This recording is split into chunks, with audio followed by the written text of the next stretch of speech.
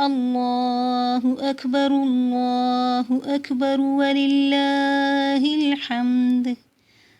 الله أكبر كبيرا والحمد لله كثيرا وسبحان الله بكرة وأصيلا.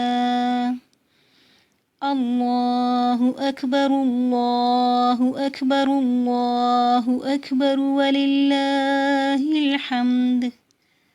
الله أكبر وأجل.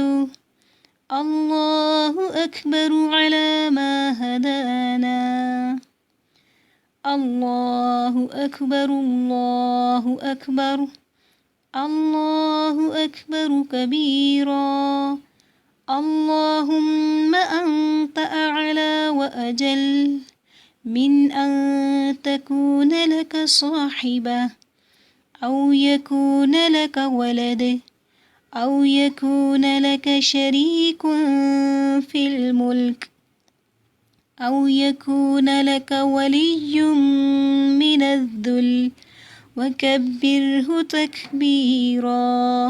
اللهم اغفر لنا اللهم ارحمنا.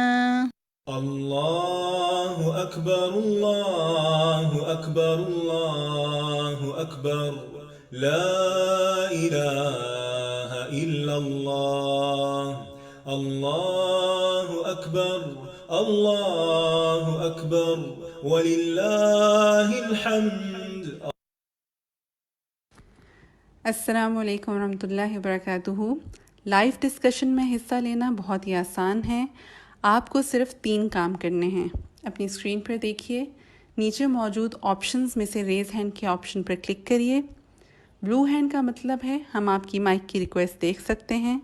جب ہوسٹ آپ کو ریکویسٹ بھیجے تو اسے ایکسیپٹ کریں، اور جب آپ کا نام لیا جائے تو اپنا مائک کھول کر بات کیجیے، اور بات کرنے کے فوراً بعد اپنا مائک بند کر دیجیے۔ آپ اپنے جوابات چیٹ میں بھی لکھ کر بھیج سکتے ہیں۔ تو چلیے شروع کرتے ہیں۔ اوور ٹو یو نیلوفر باجی۔ السلام علیکم ورحمۃ اللہ وبرکاتہ۔ امثال القرآن پروگرام، یہ سیشنز ہم نے شروع کیے تھے رمضان سے، اور میرے بہت سے ساتھی اس میں شروع سے شامل ہیں، اور کچھ آن اینڈ آف آتے جاتے رہتے ہیں، اور کچھ ایسے ہیں جو مسلسل شامل ہوتے رہتے ہیں۔ الحمدللہ آج بھی جبکہ ہم towards the end of sessions ہیں اور نئے سیشنز کا آغاز انشاءاللہ اس کے بعد کرنے والے ہیں، آج بھی ہمارے کچھ ساتھیوں نے ہمیں جوائن کیا ہے۔ میں آپ سب کو اہلاً و سہلاً و مرحبا کہتی ہوں۔ اللہ تعالیٰ آپ سب کو اپنی امان میں رکھے، عافیت سے رکھے، صحت کے ساتھ رکھے، آپ سب پر اپنا فضل و کرم کرے، اور آپ سب سے راضی ہو جائے۔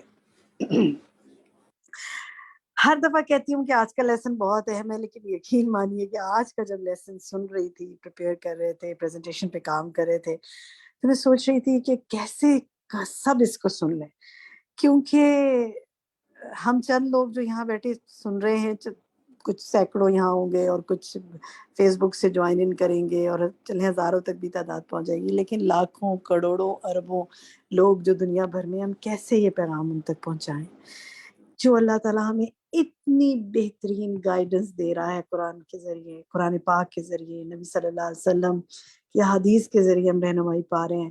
اور آج جو ہمارا سیشن ہے وہ سورۃ الصف پہ ہے، آیت 4 اس کی۔ سبحان اللہ، آپ اس کو جب سنیں گے تو آپ کو وہ سارے مسئلے مسائل جو ہر وقت گھر میں پیش آتے ہیں، خاندانوں میں پیش آتے ہیں، ورک پلیس پہ پیش آتے ہیں، سڑک پہ پیش آتے ہیں، ان کے لیے ضرور کچھ نہ کچھ رہنمائی ملے گی۔ بس رہنمائی اللہ نے دے دی نبی صلی اللہ علیہ وسلم کے ذریعے ہمیں، عمل ہمارے ہاتھ میں ہے، عمل کی توفیق مانگنا ہمارے ہاتھ میں ہے، تو عمل کی توفیق مانگتے جائیں اور عمل کی کوشش کرتے جائیں، اور اس نقطۂ نظر سے پڑھیں۔ آ جائیں پھر سے ایک دفعہ اپنی نیتوں کو ریوائیو کریں۔ ہم ان تمام چیزوں کو سن رہے ہیں، پڑھ رہے ہیں، اللہ کے کلام، یعنی یہ پریزنٹیشنز دیکھ رہے ہیں، لیکچرز سن رہے ہیں، اللہ کا کلام اس لیے پڑھ سن رہے ہیں کہ ہم اس کے ذریعے اپنے عمل کو بہتر بنا سکیں۔ آج کا سیشن اتنا جامع ہے اور اتنا کچھ ہے اس کے اندر کہ ہمارے پاس آج ترجمہ سننے کا وقت نہیں ہوگا۔ انشاءاللہ جو آج کی آیات ہم نے سننی تھی ہم آپ کے نیکسٹ سیشن میں سن لیں گے۔ ہم سے اب سب سے پہلے اس کی آڈیو سنیں گے، اس کا لیکچر سنیں گے، اس کے بعد ہم اس پر ڈسکشن کریں گے. میں آپ سب سے ریکویسٹ کروں گی اچھی طرح نوٹ کیجیے گا، کیونکہ اتنا کچھ سیکھنے کے لیے کہ مجھے بہت کچھ بتانا ہے آپ نے انشاءاللہ. اور اس کے بعد انشاءاللہ ہم آپ کو بڑے انٹرسٹنگ ہوم ورکس دیں گے جو عمل سے متعلق بہت ہوں گے. آپ دوسروں تک بھی پہنچائیے.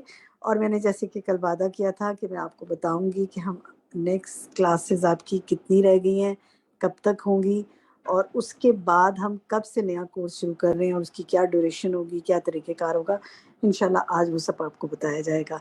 اور ذی الحجہ پر ایک آپ کا کوئز ابھی باقی ہے، تو الحمدللہ آج ہم اس مہینے میں داخل ہو گئے ہیں جس کے پہلے 10 دن بہت اہم ہے. تو اس مہینے کی مناسبت سے جو ہم نے سیکنڈ کوئز کرنا تھا، پچھلا ایک دفعہ ہم نے کر لیے ہے پچھلے ویک، وہ آج ہم آپ کے ساتھ کریں گے. تو آخر تک ہمارے ساتھ شامل رہیے گا تاکہ دیکھیں آپ کو کتنی نالج ذی الحجہ کے بارے میں حاصل ہو چکی ہے، اور قربانی کے بارے میں اور عید کے بارے میں انشاءاللہ. ٹھیک ہے، تو شروع کرتے ہیں. ہم اپنے ایڈمن کی طرف چلتے ہیں. اوور ٹو یو شفق. السلام علیکم ورحمۃ اللہ وبرکاتہ. نحمدہ ونصلی علی رسولہ الکریم، اما بعد فاعوذ باللہ من الشیطان الرجیم. بسم اللہ الرحمن الرحیم.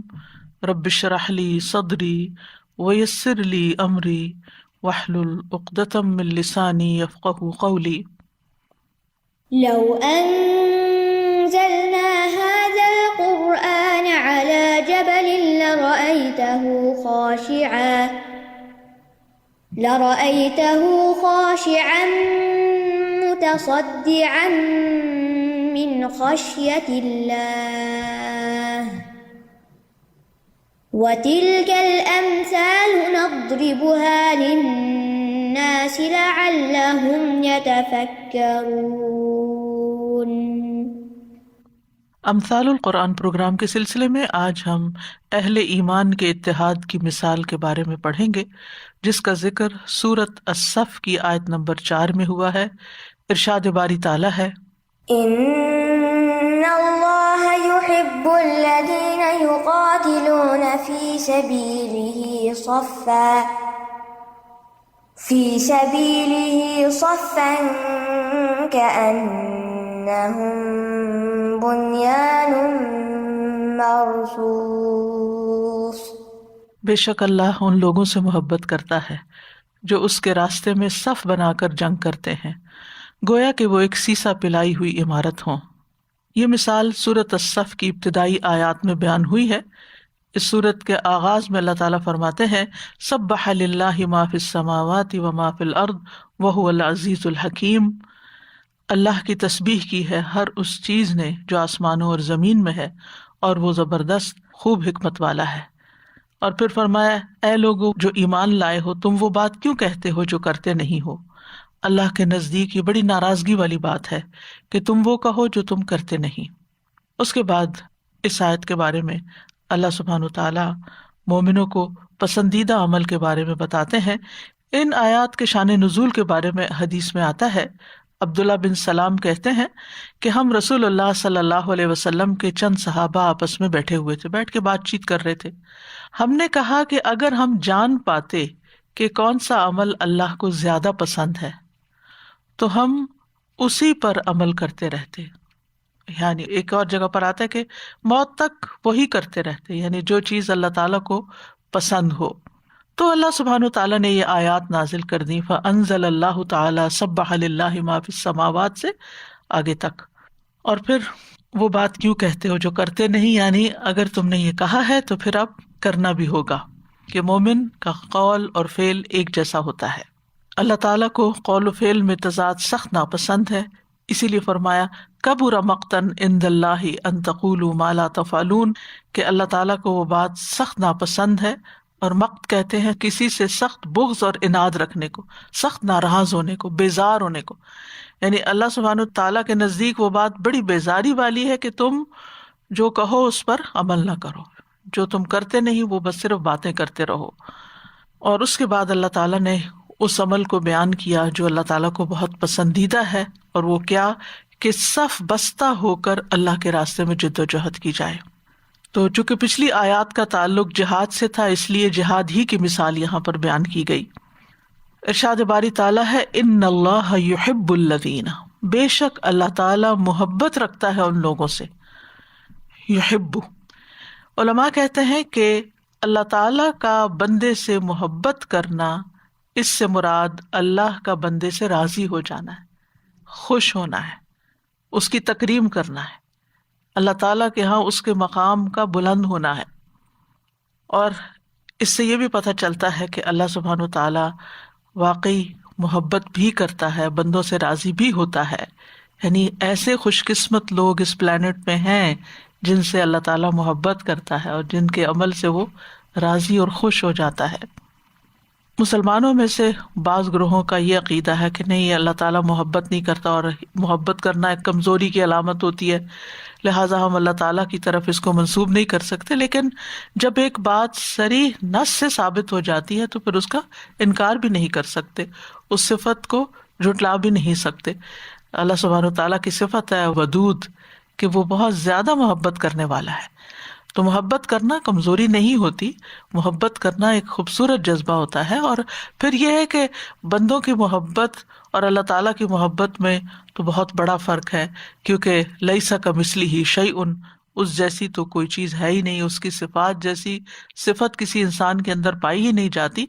بہرحال ہمارا یہ عقیدہ ہے اور ایمان ہے کہ اللہ تعالیٰ اپنے بندوں سے محبت کرتا ہے، اور اس کا اظہار سورۃ المائدہ میں بھی ہوتا ہے، یحبہم ویحبونہ، کہ اہل ایمان اللہ تعالیٰ سے محبت کرتے ہیں اور اللہ تعالیٰ ان سے محبت کرتا ہے. یحبہم، وہ ان سے محبت کرتا ہے، ویحبونہ، اور وہ اس سے محبت کرتے ہیں.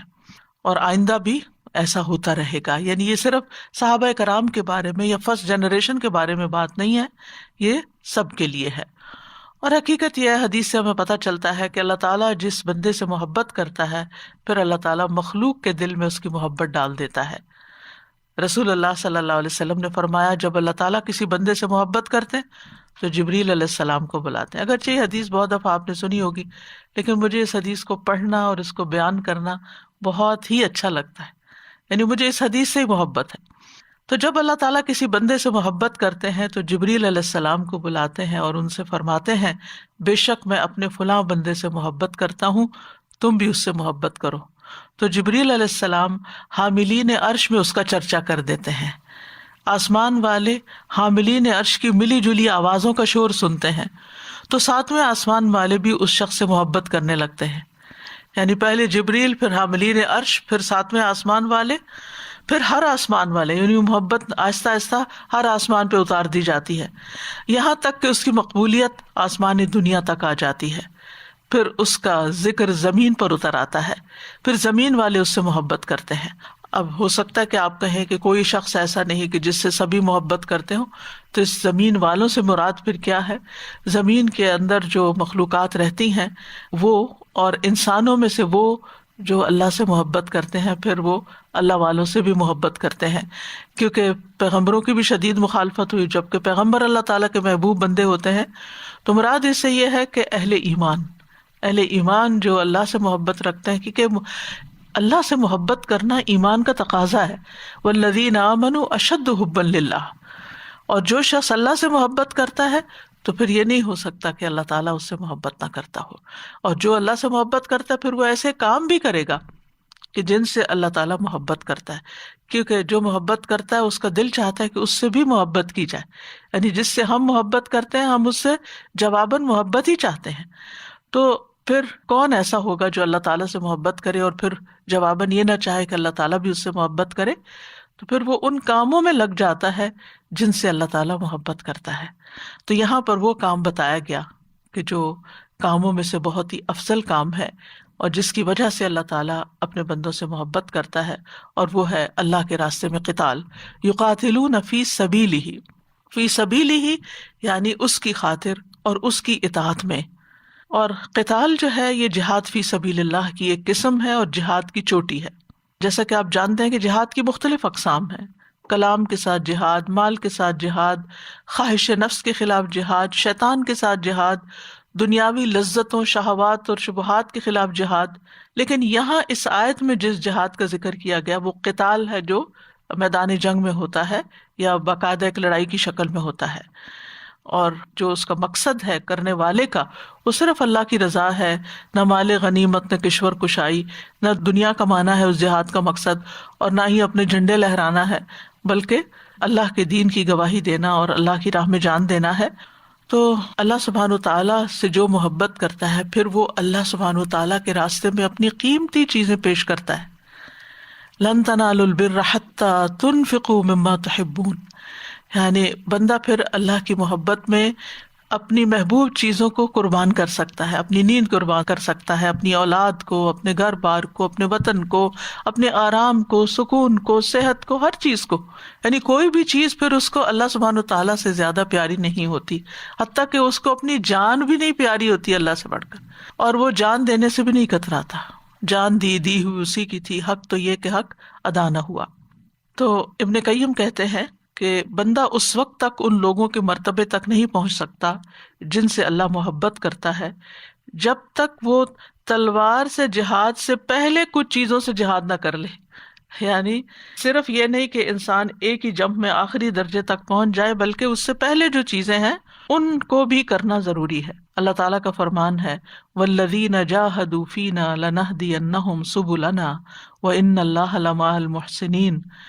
جو لوگ ہماری راہ میں جہاد کرتے ہیں، جد و جہد کرتے ہیں، ہم یقیناً انہیں اپنی راہیں دکھا دیتے ہیں، اور بلا شبہ اللہ یقیناً محسنین کے ساتھ ہوتا ہے.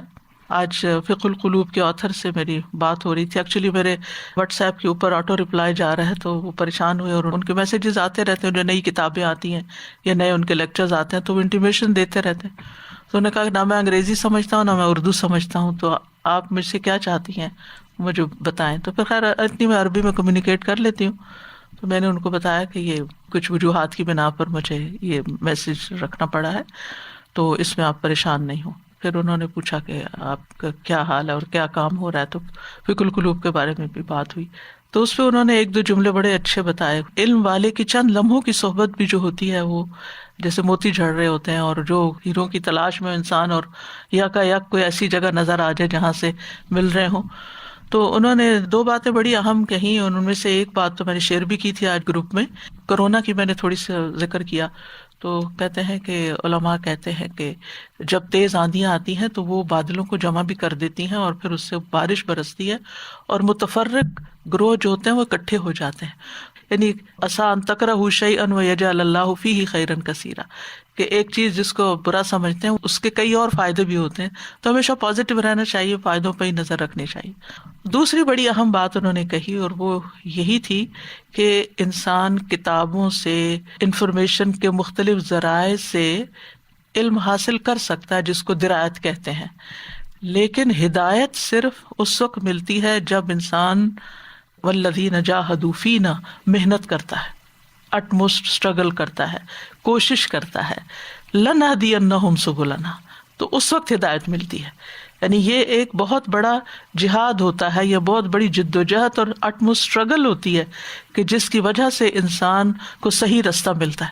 یعنی صحیح رستہ پانے، اس رستے پہ چلنے، پھر منزل تک پہنچنے کے لیے انسان کو مشقت کرنی پڑتی ہے. یعنی اس کے لیے پھر اتنا کافی نہیں ہوتا کہ انسان کبھی کوئی کتاب اٹھا لے اور ادھر سے پڑھ لے، اور کبھی کوئی آرٹیکل پڑھ لے، اور کبھی کوئی کہیں سے ریسرچ، اور کہیں گوگل سے کچھ نکال کے کوئی ادھر ادھر کی رینڈم چیزیں پڑھ لے. تو اس سے انسان بکھر بھی سکتا ہے، کیونکہ کہیں سے کچھ ملے گا، کہیں کچھ، اور پھر ہر انسان کے اندر یہ صلاحیت نہیں ہوتی کہ مسائل کا استنباط کر سکے اور ساری چیزوں کو جمع کر کے اس سے کوئی مفید چیز نکال سکے. یہ چیز سخت محنت کے بعد ہی حاصل ہوتی ہے، جس کے لیے کتاب، استاد اور ایک تعلیم کا ماحول چاہیے. تو یہ چیز پھر انسان کو زندگی میں ایک ڈائریکشن دیتی ہے اور ایک جم کے کرنے کا کام. اسی لیے آپ دیکھیں کہ جو لوگ سیلف اسٹڈی کرتے کرتے علماء بن جاتے ہیں تو ان کی جو سوچیں ہوتی ہیں وہ عجیب بکھری سی ہوتی ہیں، لیکن وہ لوگ جو باقاعدہ علم کو حاصل کرتے ہیں، علماء کی صحبت میں بیٹھتے ہیں اور باقاعدہ اس کو سیکھتے ہیں، ان کی اپروچ مختلف ہوتی ہے. تو بہرحال یہاں پر جو بات ہو رہی ہے ابن قیم کے حوالے سے وہ یہی کہ بندہ ان لوگوں کے مرتبے تک نہیں پہنچ سکتا جن سے اللہ محبت کرتا ہے، اور وہ یہ یقاتلون فی سبیلہ سے پہلے کے بھی کچھ مراحل ہیں، اور ان میں سے سب سے پہلے تو ہدایت کے لیے جدوجہد ہے۔ ابن قیم کہتے ہیں پس اللہ سبحانہ وتعالیٰ نے ہدایت کو جہاد کے ساتھ معلق کیا ہے، اور لوگوں میں سب سے زیادہ ہدایت میں کامل وہ ہے جو سب سے زیادہ محنت کرنے والا ہے۔ اور پھر وہ کہتے ہیں کہ سب سے زیادہ جو جہاد فرض ہے وہ نفس کے خلاف جہاد ہے، کیونکہ ان النفس لامارۃ بالسوء، انسان سب سے جیت سکتا ہے لیکن اپنے سے ہار جاتا ہے، کیونکہ اپنی خواہشات کے آگے بند باندھنا، اپنے آپ کو کنٹرول کرنا، اپنے غصے کو کنٹرول کرنا، اپنے احساسات کو، یہ ایک بڑا مشکل کام ہوتا ہے۔ بعض اوقات آپ دیکھیے کہ انسان روب سے، دھونس دھاندلی سے، پریشر ڈال کے کسی سے کوئی کام نکلوا لیتا ہے اور وہ سمجھتا ہے کہ میں کامیاب ہوں، حالانکہ اگر دوسرا شخص سامنے والا صرف آپ کے پریشر کی وجہ سے کوئی کام کر رہا ہے تو آپ جیتے نہیں ہیں، یہ آپ کی ویکنس ہے، آپ ابھی بھی کمزور ہیں۔ جیتتا وہ ہے جو دلوں کو جیت لیتا ہے، اور جب لوگوں سے کام لیتا ہے تو اس طرح کہ وہ دل و جان لگا کر آپ کے ساتھ چلنے کو تیار ہو جائیں، کیونکہ جب تک لوگوں کے دل آپ کے ساتھ نہیں ہیں آپ کی ٹیم نہیں بن سکتی۔ یعنی اگر آپ دین کا کام کرنا چاہتے ہیں، یعنی فی سبیل ہی کوئی کام کرنا چاہتے ہیں اللہ کے راستے میں، تو پھر اس سے پہلے آپ کو اپنے نفس پر کنٹرول بہت زیادہ ضروری، کیونکہ بعض اوقات انسان عجب کا شکار ہوتا ہے کہ میں بڑی چیز ہوں، میری عقل بڑی ہے، میرا تجربہ بڑا وسیع ہے، میری ڈگریاں بہت بڑی ہیں، جو میں سوچ سکتا ہوں، جو میرا مشورہ ہوتا ہے وہ کسی کا نہیں ہو سکتا۔ یہ ساری انسان کی حماقتیں ہیں۔ وفوق کل ذی علم علیم، ہر علم والے کے اوپر ایک اور علم والا ہوتا ہے، ہر تجربے والے کے اوپر ایک اور تجربے والا ہوتا ہے۔ بعض لوگ اپنے آپ کو بہت اچھی طرح ایکسپریس کر لیتے ہیں، لیکن کچھ لوگ ہوتے ہیں وہ بہت کام کے ہوتے ہیں لیکن بہت ایکسپریسو نہیں ہوتے، تو ایسے لوگوں کو بھی پہچاننا، ان کو ساتھ لے کے چلنا۔ دیکھیں ساتھ اسی وقت چلتے ہیں نا کہ جب ایک جیسی رفتار ہو، جب ایک جیسی رفتار ہوتی ہے تو جو تیز چلنے والے ہوتے ہیں ان کو ذرا سا سلو ہونا پڑتا ہے، اور جو کمزور ہے ان کو ساتھ ملا کے چلنا پڑتا ہے اور قدم سے قدم ملا کے آگے بڑھنا پڑتا ہے۔ تو اس کے لیے پھر اپنے اندر کچھ چیزیں لانا بڑا ضروری ہے، اور ابن القیم کی بات جو ہے یہ بڑے کام کی بات ہے۔ پھر وہ کہتے ہیں کہ سب سے زیادہ جو جہاد فرض ہے وہ نفس کے خلاف جہاد، خواہشات کے خلاف جہاد، شیطان کے خلاف جہاد اور دنیا کے خلاف جہاد ہے۔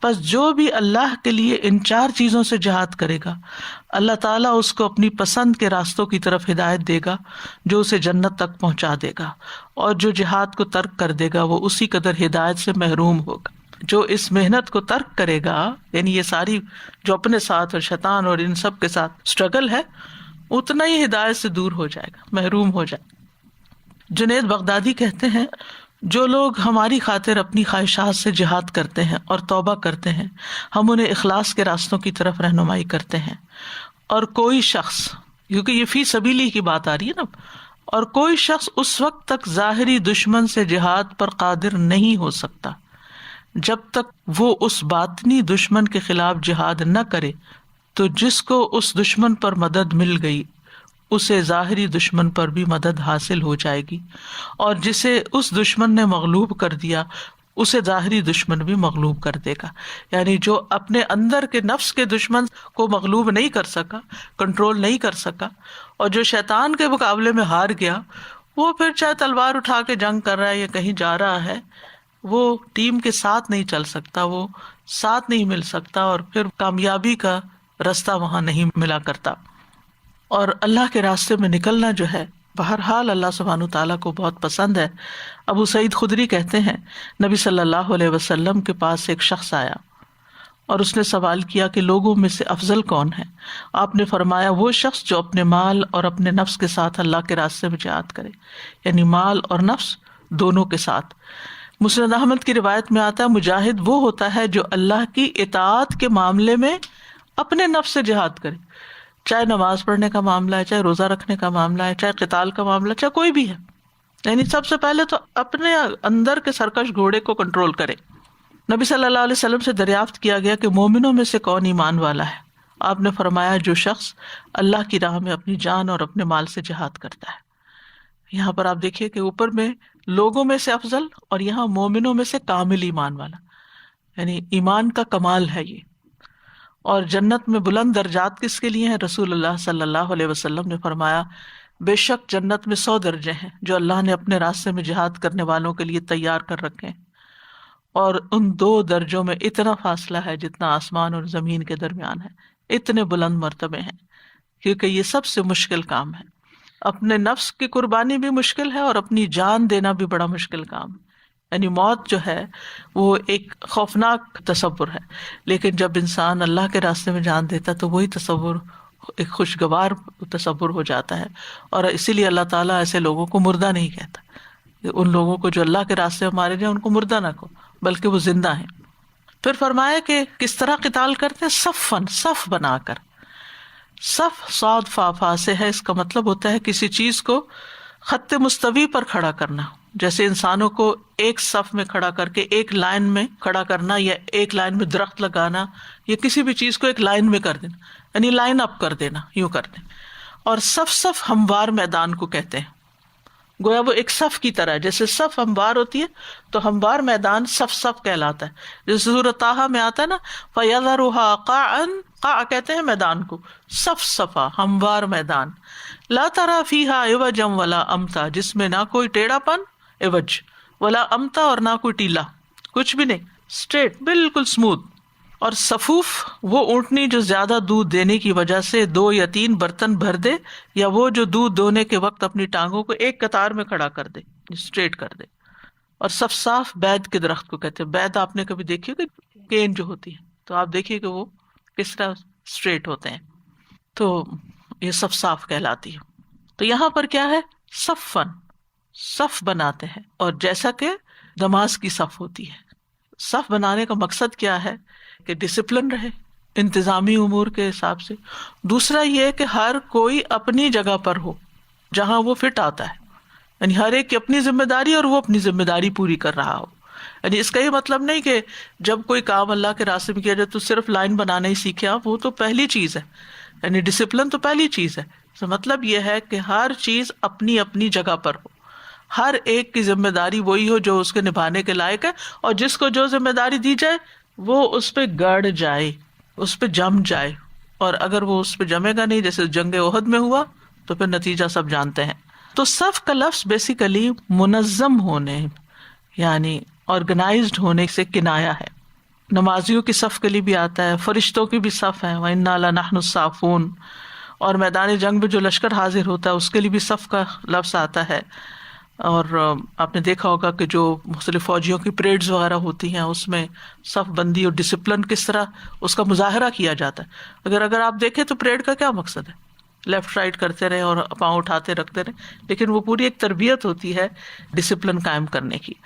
تو جنگ میں بھی جو مختلف اسٹریٹجیز اپنائی جاتی ہیں اور جو حرکات و سکنات ہوتی ہیں ان میں مختلف طریقے اختیار کیے جاتے ہیں، کبھی آگے بڑھا جاتا ہے، کبھی پیچھے ہٹا جاتا ہے۔ تو پھر یہ ہے کہ سارے ایک کمانڈر کو فالو کر رہے ہوتے ہیں، اور جیسے وہ کمانڈ دے رہا ہوتا ہے اس کے مطابق وہ ایکشن لے رہے ہوتے ہیں۔ ہر ایک اپنی اپنی مرضی نہیں شروع کر دیتا کہ میرے خیال ہے کہ یہ زیادہ بہتر ہے تو میں اس طرف نکل جاؤں۔ اور پھر مثال کس سے دی گئی، کأنہم بنیان مرصوص، صف بھی کیسی، جیسے سیسا پلائی ہوئی دیوار ہو۔ بنیان کا لفظ جو ہے یہ بنا یبنی بنا سے ہے، مراد ہے بنائی ہوئی عمارت، اور یہاں مراد دیوار ہے، اسی لیے دیوار سے ترجمہ کیا جاتا ہے۔ پیچھے ہم بنیان کا لفظ پڑھ چکے ہیں، تو بنیان عمارت کے لیے بیسیکلی استعمال ہوتا ہے جس کو بنایا جاتا ہے، تعمیر کیا جاتا ہے، لیکن یہاں مراد کیا ہے، دیوار۔ اور آپ جانتے ہیں کہ دیوار کی جب تک ہر اینٹ اپنی اپنی جگہ نہ ہو اور آپس میں جڑی ہوئی نہ ہو تو دیوار قائم نہیں رہتی، وہ دیوار گر جائے گی، اور جس کی بنیادیں بھی مضبوط ہوں۔ اگر کسی بنیاد پہ دیوار نہ اٹھائی جائے، اسٹریٹ زمین کے اوپر دیوار اٹھا دی جائے تو وہ دیوار بھی قائم نہیں رہتی۔ تو بنیان مرصوص یعنی ایسی دیوار جس کو نہ اکھاڑا جا سکے اور نہ ہی اس کے اندر کوئی رکھنا ہو کہ کوئی اور چیز اس کے اندر گھس سکے یا اس کو کوئی توڑ سکے یا اس کو ٹیڑھا کر سکے، یعنی ایسی صف سے نبٹنا آسان نہیں ہوتا۔ اسی لیے سورۃ انفال میں آتا ہے کہ جو شخص منظم فوج کشی کی صورت میں صف سے اپنی جگہ چھوڑ کے بھاگ نکلتا ہے، یعنی میدان جنگ چھوڑ کے بھاگتا ہے، یعنی اپنی جگہ چھوڑ دی، اس نے بھاگنے لگ گیا، تو وہ اللہ کے غضب کے ساتھ لوٹتا ہے اور اس کا ٹھکانہ جہنم، کبیرہ گناہوں میں سے اس کو شمار کیا گیا۔ فقد باء بغضب من اللہ ومأواہ جہنم وبئس المصیر۔ تو وہ اللہ کا غضب لے کر لوٹا اور اس کا ٹھکانہ جہنم ہے اور وہ بہت ہی برا ٹھکانہ ہے۔ تو بنیان مرصوص کا لفظ بھی آیا ہے۔ مرصوص کا لفظ جو ہے رس سے ہے، را صاد صاد رس۔ رس کہتے ہیں دو چیزوں کو باہم ملا کے جوڑ دینا۔ رساس بیسیکلی سیسا کو کہتے ہیں، لیڈ۔ کأنہم بنیان مرصوص، جیسا وہ سیسا پلائی ہوئی دیوار ہو۔ آپ نے سنا ہوگا حرم کے امام کہتے تراسو، یعنی صفیں درست کرو، تراسو فی الصلاۃ، یعنی اپنی صفیں جو ہیں وہ بالکل ساتھ جڑ جاؤ۔ اور عربی میں ترسیس المرأہ کہتے ہیں اپنے نقاب کو جب وہ فکس کرتی ہے، یعنی وہ کوئی چیز آگے پیچھے ہلتی جلتی نہیں، جیسے آج کل آپ اپنے ماسک فکس کرتے ہیں۔ تو پتھروں اور اینٹوں سے بنی ہوئی دیوار جو ہوتی ہے، یعنی صرف اینٹیں نہیں بلکہ جہاں کہیں رکھنا ہو، پہلے زمانے میں سیمنٹ اور اس طرح کی چیزیں تو عام نہیں تھی، تو مختلف طریقے اختیار کیے جاتے تھے عمارت کو مضبوط کرنے کے یا دیوار مضبوط کرنے کے، جیسے ذوالقرنین نے کی تھی، لوہے کی چادریں اور پھر اس کے اوپر پگھلا ہوا تانبا ڈیلا تھا۔ تو ایسے ہی جو مضبوط قلعے بنائے جاتے یا ایسی دیواریں بنائی جاتی جن کو خاص طور پر مضبوط کیا جاتا، تو پہلے زمانے میں ان کے اوپر دیوار چن کے پھر اس کے اوپر سیسا انڈیل دیا جاتا، جس سے اس کے سارے رخنے بھر جاتے اور وہ بالکل ایک ہو جاتی، جیسے سیمنٹڈ دیوار ہوتی ہے۔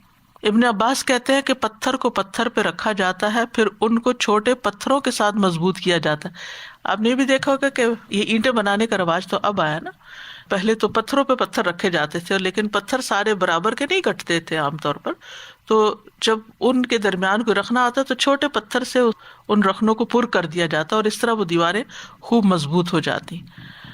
مراد اس سے یہی ہے کہ ایک دوسرے کے ساتھ پیوست عمارت، یعنی ایسی عمارت جو ایک دوسرے کے ساتھ جڑی ہوئی ہو، اس میں کوئی سوراخ نہ ہو، کوئی روشن دان نہ ہو، کوئی دراڑ نہ ہو، کوئی کمزوری نہ ہو، یعنی ایسی عمارت جو گویا کہ سیمنٹ سے بنی ہوئی ہے اور اوپر پلستر بھی کر دیا گیا ہے اور اوپر پینٹ بھی کر دیا گیا ہے، بالکل ہموار ہے، جہاں بعض اوقات کیل بھی نہیں ٹھونکا جا سکتا، اس کے لیے بھی آپ کو ڈرل کرنا پڑتا ہے۔ تو مثال کا مطلب کیا ہے؟ اس کا مطلب یہ ہے کہ اہل ایمان جب اللہ کے راستے میں نکلتے ہیں اور خصوصاً قتال کے لیے نکلتے ہیں تو وہ منظم شکل میں نکلتے ہیں، ایک دوسرے کو تقویت دینے والے ہوتے ہیں، ایک دوسرے کے ساتھ موافقت کرنے والے ہوتے ہیں اور ثابت قدمی اختیار کرتے ہیں، کیونکہ جیسے مضبوط دیوار جمی ہوئی ہوتی ہے نا، اس کو گرایا نہیں جا سکتا، تو اہل ایمان بھی پوری ثابت قدمی اختیار کرتے ہیں۔ جس طرح عمارت میں کوئی اختلاف نہیں ہوتا، اسی طرح اللہ کے حکم میں وہ آپس میں اختلاف نہیں کرتے، یعنی اللہ کا حکم آتا ہے اور اس کے اوپر چل پڑتے ہیں، اطاعت کرتے ہیں۔ اور ایسی دیوار بننے کے لیے کچھ ضروری صفات بھی چاہیے ہوتی ہیں۔ نمبر 1 یہ کہ عقیدہ اور مقصد میں کامل اتفاق، کہ کیوں کر رہے ہیں کوئی کام۔ اب یہاں پر آپ دیکھیے کہ کوئی بھی آپ ٹیم ورک کرتے ہیں کسی بھی پروجیکٹ کے لیے، اپنی روزمرہ زندگی پہ آ جائیے، ٹھیک ہے نا، خاندانی زندگی سے شروع کر لیتے ہیں۔ ایک گھر ہے، مثلا بعض اوقات یہ ہوتا ہے کہ گھر کے سارے افراد اپنی اپنی جگہ بڑے اچھے ہوتے ہیں، لیکن ان میں آپس میں کوئی کمیونیکیشن، ایک ڈرائی سا ماحول ہوتا ہے۔ شاید آپ نے دیکھا ہی ہو کئی ایسے گھرانے، فیملیز، یا ان کو آپس میں اس طرح شکایت ہوتی ہے، سبھی بڑے متقی پرہیزگار ہیں، نمازی ہیں، صدقہ خیرات کرنے والے ہیں، حج عمرے کرنے والے ہیں، اللہ کے راستے میں دینے والے، سب کچھ ہے، سارے ہی کر رہے ہیں، مگر آپس میں بکھرے ہوئے، کٹھے نہیں۔ اس گھر کے اندر خوشی نہیں ہوتی، اس کے اندر محبت نہیں ہوتی، وہ مل کے کوئی بڑے کام نہیں کر سکتے۔ جب اتفاق نہیں ہوتا تو پھر آپ اسٹرینتھ نہیں بنتے، جب اسٹرینتھ نہیں بنتے تو پھر آپ بڑا کام نہیں کر سکتے۔ چھوٹے چھوٹے کام تو آپ کر لیں گے، اکیلا انسان جتنی اس کی اہمیت ہوتی ہے، چھوٹی چھوٹی ٹولیاں، لیکن بڑا کام کرنے کے لیے بڑی طاقت چاہیے ہوتی ہے، اور اس کے لیے نہایت ضروری ہے کہ سب سے پہلی چیز سب کا ویژن ایک ہو، سب کا مقصد ایک ہو، اور عقیدہ اور مقصد کا اتفاق یہ سب کو متحد کرتا ہے، ایک لڑی میں پروتا ہے۔ اور ہمارا عقیدہ کیا ہے؟ لا الہ الا اللہ، اور پھر جو کام کرنا ہے اللہ کی خاطر کرنا ہے، کسی پر احسان نہیں۔ اور اگر کوئی اس رستے میں تکلیف پہنچتی ہے، کوئی قربانی کرنی ہوتی ہے، چاہے وہ نفس کی قربانی ہو، اپنی عزت کی ہو، اپنی کسی چیز کی، اس میں انسان کسی پر بھی احسان نہیں جتاتا، کیونکہ اس کو پتا ہے وہ کیوں کر رہا ہے، وہ قربانی بھی دے رہا ہے تو کیوں دے رہا ہے۔ دوسری بات یہ ہے کہ انسان نیت کے اعتبار سے بھی کھوٹ سے پاک ہو، اور اپنے ساتھیوں کے لیے بھی مخلص ہو، ان پر اعتماد کرنے والا ہو۔ ٹرسٹ یہ ایک دوسرے کو قریب لے آتا ہے، یعنی جب تک ایک دوسرے کے خلوص پر، اعتماد نہ ہو کہ یہ بھی بہت مخلص انسان ہے، یہ بھی خیر چاہتا ہے، تو ورنہ کیا ہوگا اگر اس نے کوئی آپ کی مرضی کے خلاف اوپینین دے دیا اپنا، تو آپ تو بپھر جائیں گے کہ یہ کیسے ہو سکتا ہے کہ تم یہ بات کہو اور میں تو کچھ اور سوچ رہا ہوں اور میں یہ کرنا چاہتا ہوں اور تم کچھ اور، لڑائی جھگڑا شروع ہو جائے گا۔ لیکن اگر یہ ہو کہ ٹھیک ہے، اگر یہ اختلاف رائے رکھتا ہے لیکن یہ بھی مخلص بندہ ہے، یہ بھی سچا ہے، یہ بھی خیر خواہ ہے، تو آپ کا دل اس کے لیے بڑا ہو جائے گا اور آپ اس کی رائے کو بڑے اچھے طریقے سے سنیں گے، توجہ کریں گے، ایک دم ریجیکٹ نہیں کر دیں گے کہ نہیں نہیں تم غلط کہتے ہو، جو میں کہہ رہا ہوں وہ صحیح ہے، وہ تم سمجھو۔ یعنی یہ جو خواہش ہوتی ہے نا کہ دوسروں کو اپنی مرضی کے مطابق کنٹرول کر کے ان کو اپنے جیسا بنانا، کہ میرے جیسے بن جائے سب یا میری مرضی کے مطابق بن جائے، یہ بڑا خطرناک کام ہوتا ہے، اس سے کبھی انسان کو بڑے کام نہیں کر سکتا۔ ہمیشہ آپ دیکھیے کہ جب اینٹیں رکھی جاتی ہیں نا تو وہ اینٹیں ایسے نہیں ہوتا کہ اینٹ کے اوپر اینٹ ہو، آپ دیکھیں گے کہ آدھی ادھر اور آدھی ادھر، یعنی ایک خاص قسم کا ڈیزائن بنتا ہے اینٹیں رکھتے، تب وہ اینٹیں مضبوط ہوتی۔ اگر ساری اینٹیں ایک دوسرے کے اوپر تو بیچ کی تو عین دیوار میں دراڑ آئے گی، سب اینٹیں ایک جیسی نہیں ہوتی، کچھ کو ٹوٹنا پڑتا ہے، کچھ آدھی ہوتی ہیں، کچھ پوری ہوتی ہیں۔ تو ایسی ٹیم میں کچھ افراد بہت قابل ہوتے ہیں اور کچھ کمزور بھی ہوتے ہیں، لیکن ان کے اخلاص پر شک نہیں ہونا چاہیے۔ اور پھر یہ کہ عام کاموں میں بھی جو ٹیم ورک ہوتا ہے اس میں بھی یہ پھوٹ جو ہوتی ہے خراب نتائج لاتی ہے، لیکن جنگ جیسا موقع اور قتال جیسا موقع، وہاں پر اگر کسی کے اندر نفاق ہے یا کچھ تو وہ تو اس کا بھانڈا پھوڑ کے رکھ دے گا، کیونکہ یہ تو مشکل کام ہے نا۔ یعنی جتنا کوئی مشکل ٹاسک ہوتا ہے نا اتنا ہی زیادہ انسان کے اندر اخلاص کی ضرورت ہوتی ہے، اتنی زیادہ اعتماد کی ضرورت ہوتی ہے، اتنی زیادہ اس دیوار کو سپورٹ کرنے کی ضرورت ہوتی ہے کہ یہ دیوار نہ گرنے پائے، کیونکہ اگر یہ گر گئی تو سب کچھ ختم ہو جائے گا۔ پھر یہ ہے کہ اخلاق کا بلند معیار ہونا چاہیے۔ جب تک ٹیم کے اندر اخلاق نہیں، جب تک دلوں میں محبت نہیں، جب تک ایک دوسرے کا احترام نہیں، تو پھر آپس میں تصادم ہی تصادم ہوگا، فساد ہی فساد ہوگا۔ اگر آپس میں محبت ہوگی نا تو کسی کی تلخ بات بھی میٹھی لگے گی، اس کو بھی آپ نگل جائیں گے، کوئی بات نہیں۔ اور جب کسی کے اندر بلند اخلاق ہوتا ہے نا تو دوسرے کو وہ حقیر سمجھ کے بات نہیں کرتا، دوسرے کو بے وقوف سمجھ کے بات نہیں کرتا، دوسرے کو نالائق سمجھ کے بات نہیں کرتا، دوسرے کو غلط سمجھ کے بات نہیں کرتا، پھر وہ بات کرتا ہے اس طریقے سے کہ وہ سپورٹ کر رہا ہے، وہ مدد کر رہا ہے، وہ آپ کا ہاتھ پکڑنا چاہتا ہے، وہ آپ کے ساتھ ملنا چاہتا ہے، وہ آپ کے ساتھ مل کے آپ کو اسٹرینتھ دینا چاہتا ہے، اپنی اسٹرینتھ میں اضافہ کرنا چاہتا ہے، تو وہ عزت اور احترام کا ہر حال میں خیال رکھے گا۔ بلنٹ ہونے کے نام پر آپ بدتمیزی نہیں کر سکتے، اس سے ٹیم کبھی نہیں جڑتی۔ یعنی مثلاً آپ بہت اچھا کام کرتے ہیں اور آپ صرف کانفیڈنٹ نہیں، اوور کانفیڈنٹ ہو گئے۔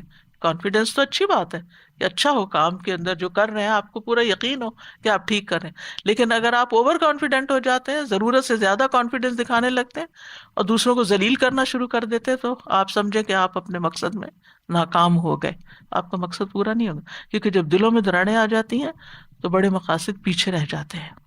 اور پھر چوتھی چیز جو ہے وہ ہے مقصد کو حاصل کرنے کا پکا ارادہ، کہ مقصد حاصل کرنا، نظر اس پہ ہو، جس کی نظر اس چیز پہ ہوگی کہ میں نے یہ کام کر کے چھوڑنا ہے، یہ تو کرنا ہی کرنا نا۔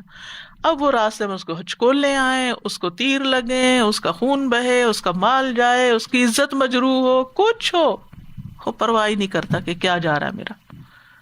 کہتے جب اللہ ہی کے راستے میں مرنا ہے تو کس پہلو پہ گر کے مروں گا تو اس سے کیا فرق پڑتا ہے؟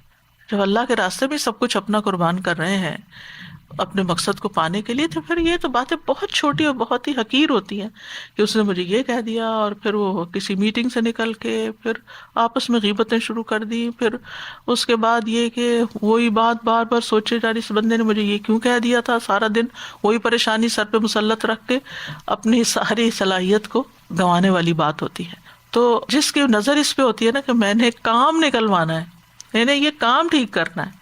جیسے آپ دیکھیں بلی کو کبھی آپ نے شکار کرتے ہوئے دیکھا ہوگا کوئی چیز، تو کس طرح وہ اپنے آپ کو سمیٹ لیتی ہے اور چپ، یعنی اس کی وہ پوزیشن دیکھنے کی ہوتی ہے جب اس نے اٹیک کرنا ہوتا ہے چوہے پہ یا کسی چیز پہ نا، اور اس کے پاؤں کی چاپ کیسی ہوتی ہے اور اس کی نگاہ کہاں ہوتی ہے، نگاہ ادھر ادھر نہیں ہوتی ہے، نگاہ اپنے شکار پر ہی ہوتی ہے چاہے کچھ ہو رہا ہو، اور پھر جب دیکھتی کہ اینگل صحیح ہے تو اٹیک کر دیتی ہے۔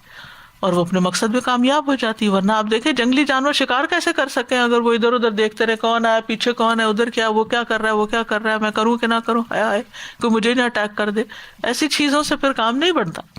تو یہاں پر اس مثال میں اللہ تعالیٰ نے ان لوگوں کی صفات بیان کی ہیں جن سے اللہ تعالیٰ محبت کرتا ہے, اور ان میں سے نمبر 1 کیا ہے کہ وہ اپنی جانیں بچانے والے نہ ہوں بلکہ جانیں لگانے والے ہوں, جان کی پرواہ نہ کرنے والے ہوں بلکہ جان و مال قربان کرنے والے ہوں.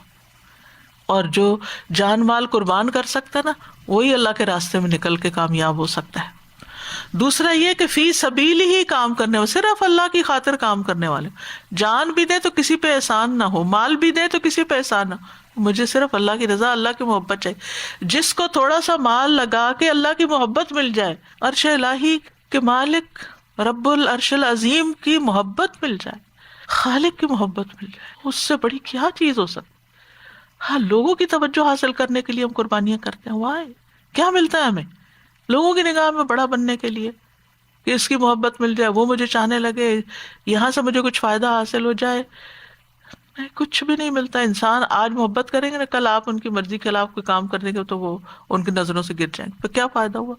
لیکن اگر اللہ کے لیے کچھ قربان کریں گے, بندوں کو پتہ بھی نہ ہو, کوئی دیکھنے والا نہ ہو, کوئی قدر کرنے والا ہی نہ ہو, بلکہ الٹا الزام تراشی کر رہے ہو کہ آپ تو فراڈ کر رہے ہیں اور آپ تو دھوکہ دے رہے ہیں. کیونکہ یہ نہیں ہوتا کہ آپ جب اللہ کے راستے بن گئے تو شیطان چین سے بیٹھ جائے. وہ پہلے تو آپ کو برگلاتا بیٹھ جاؤ, جب آپ نہیں بیٹھتے تو پھر ساروں کو برگلانے لگتا, اس کے دل میں وسوسہ ڈالے گا, اس کے دل میں ڈالے گا دیکھو یہ تو اپنے آپ کو بڑا بنانے کے لیے یہ کام کر رہا ہے, اس کے ساتھ تم تعاون نہیں کرنا, یعنی کہ نیگیٹو رخ یا منفی چیزیں آپ کو دکھانے لگے گا. تو ان سب چیزوں سے بھی اوپر اٹھنے کی ضرورت ہے. تو صرف اللہ کی خاطر کرنا, کوئی کچھ بھی کہتا رہے کرتا رہے. تیسری چیز یہ ہے کہ صفن نظم اور ترتیب کے ساتھ, یہ نہیں کہ بس جذبہ آ گیا جوش آ گیا اللہ کے راستے میں کام کرنا, نہ آؤ دیکھا نہ تاؤ اور کود پڑے میدان میں, نہ کوئی تربیت نہ کوئی ٹریننگ نہ کوئی اسکل نہ کوئی اسلحہ نہ کوئی ٹولز, کچھ بھی نہیں. کیا ہے جی اللہ کے راستے میں نکلے, یہ کیا بات ہوئی. آپ کو معلوم ہے نا صحابہ کرام کیسے نکلا کرتے تھے, کتنی اس کی پریکٹس کرتے تھے, اپنے جانوروں کو کتنا تیار کرتے تھے اور اپنی تلواروں کو کتنا تیز کرتے تھے, اور یعنی وہ ایسے ہی نہیں نکل پڑتے تھے. اس معاشرے کے اندر یہ کردار ویسے بھی موجود تھا لیکن اسلام نے آ کر اس کو اور چمکا دیا. چوتھی چیز ہے آپس میں یکجان ہونا.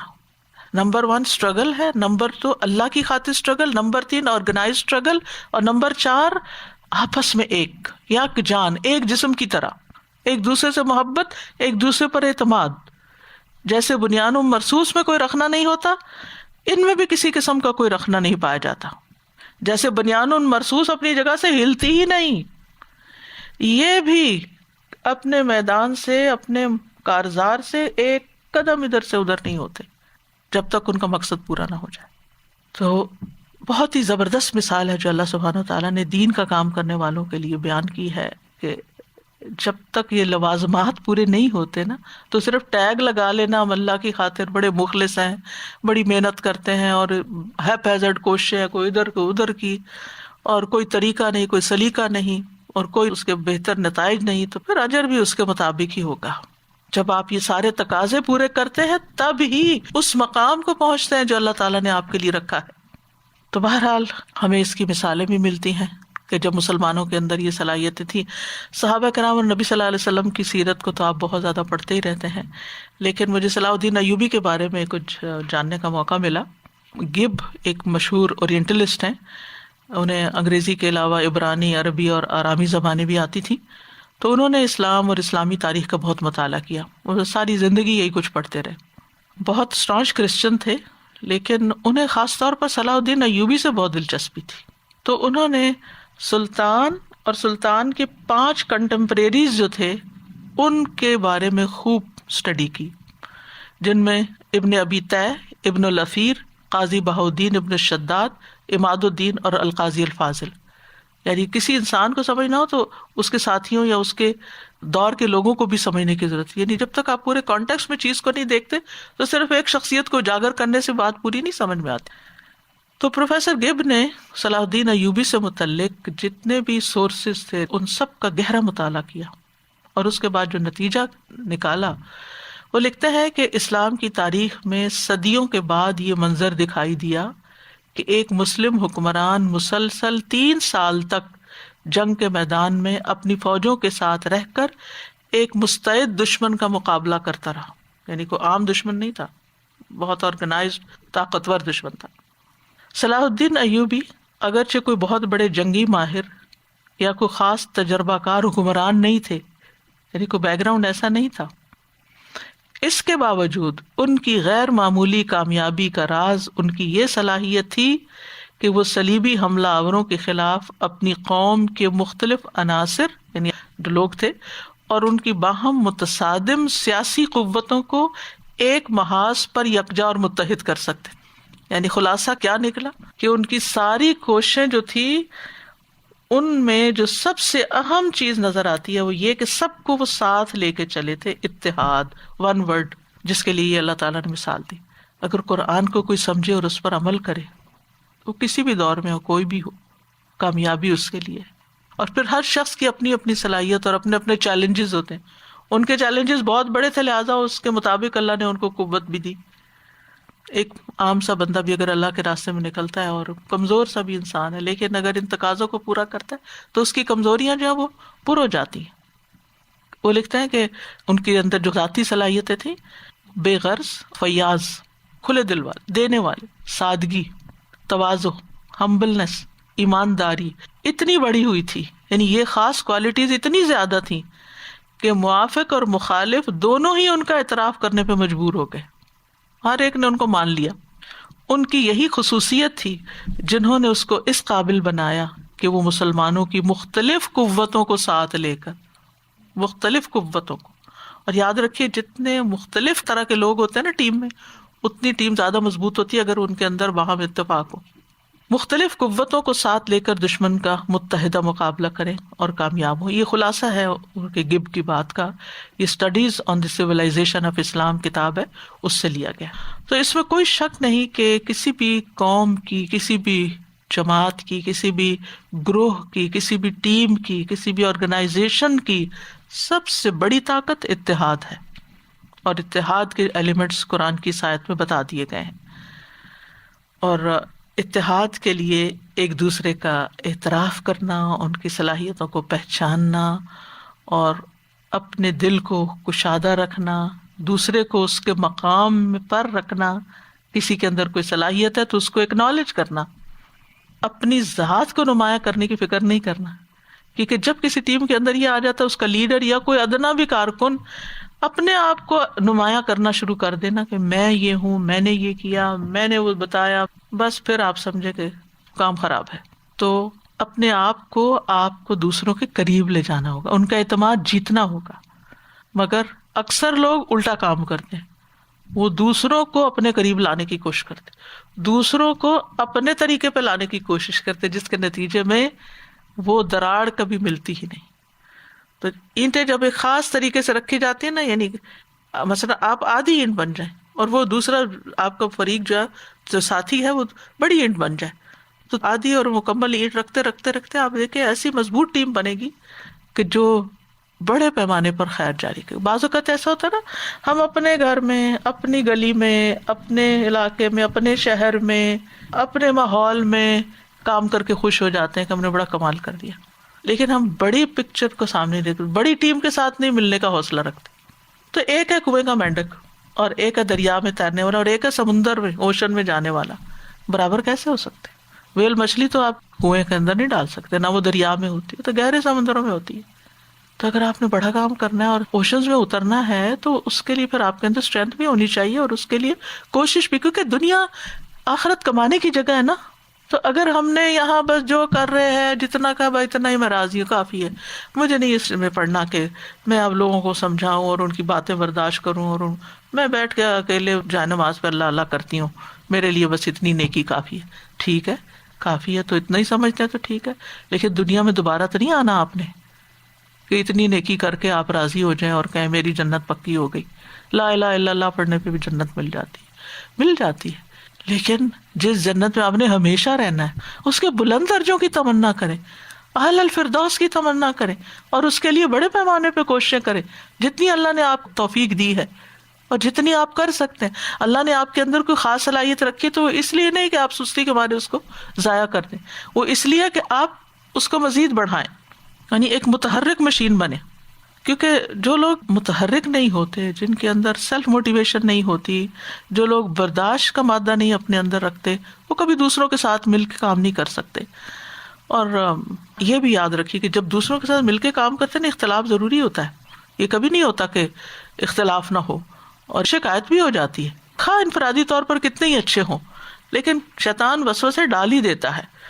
تو ایسی صورت میں اس اختلاف کو اگنور کرتے ہوئے دوسرے کے لیے جھک جانا، اس کا ہاتھ پکڑ لینا، اس کو ساتھ لے چلنا، اپنے جذبات کو اپنے سینے کے اندر کہیں دفن کر دینا، ان کو ایک ٹوکری میں ڈال دینا ہے، بعد میں دیکھیں گے ان کو، ابھی تو مقصد پہ نظر ہے. تو یہ ساری چیزیں جب ہوں گی تبھی آپ زیادہ لوگوں کے ساتھ مل کے کام کر سکیں گے. اور سب سے پہلے تو پھر اپنے ہی خاندان کے اندر اور اپنے گھر کے اندر آپ دیکھیں ہر روز کوئی نہ کوئی صورتحال پیش آ جاتی ہے. کئی بچوں سے اختلاف ہو جاتا ہے چھوٹی چھوٹی چیزوں پہ، یہ پلیٹ یہاں کیوں رکھ دی، فلاں چیز وہاں کیوں رکھ دی، ابھی تک نماز تم نے نہیں پڑھی، کتنی چیزیں ہوتی ہیں. لیکن وہاں پھر کیوں مل جل کے رہتے ہیں کہ وہ محبت غالب آ جاتی ہے نا. جو ہماری محبت ہوتی ہے نا، وہ ہمارے اختلاف کے اوپر چھا جاتی ہے، ہم پھر اکٹھے ہو جاتے ہیں، پھر کھانے کے میز پہ اکٹھے بیٹھ جاتے ہیں، پھر ایک دوسرے سے بات چیت شروع کرتے ہیں. ہم ایک دوسرے سے الگ رہ نہیں سکتے، یعنی ہم ناراض ہوتے بھی ہیں تو پھر ہمارے اوپر بوجھ بن جاتی ہے وہ ناراضگی، پھر ہم دل چاہتے ہیں جلدی سے نکلے اس سے باہر. تو خاندانی زندگی میں اگر محبت ہمیں جوڑ لیتی ہے، اور جن ہسبینڈ وائف کے اندر محبت ہوتی ہے ان کے بھی اختلاف ہوتے ہیں لیکن پھر وہ جڑ جاتے ہیں. تو ایسے ہی دین کے کام کے لیے جب آپ نکلیں تو محبتیں آپ کو جوڑیں گی، وہ محبت پیدا کریں. اور آپ کو معلوم ہے کتنا بڑا اجر ہے اللہ کی خاطر محبت کرنے کا. وہ بہن بھائیوں سے محبت کا یا بچوں سے محبت کا اتنا بڑا اجر نہیں ہے جتنا اللہ کی خاطر دوستوں سے محبت کا اجر ہے. عرش کے سائے تلے ہوں گے اور انبیاء شہداء ان پہ رش کر رہے ہوں گے اور وہ نور کے ممبروں پر ہوں گے. کیا کیا خوشخبریاں ہیں. اللہ ان سے محبت کرتا ہے ایسے لوگ.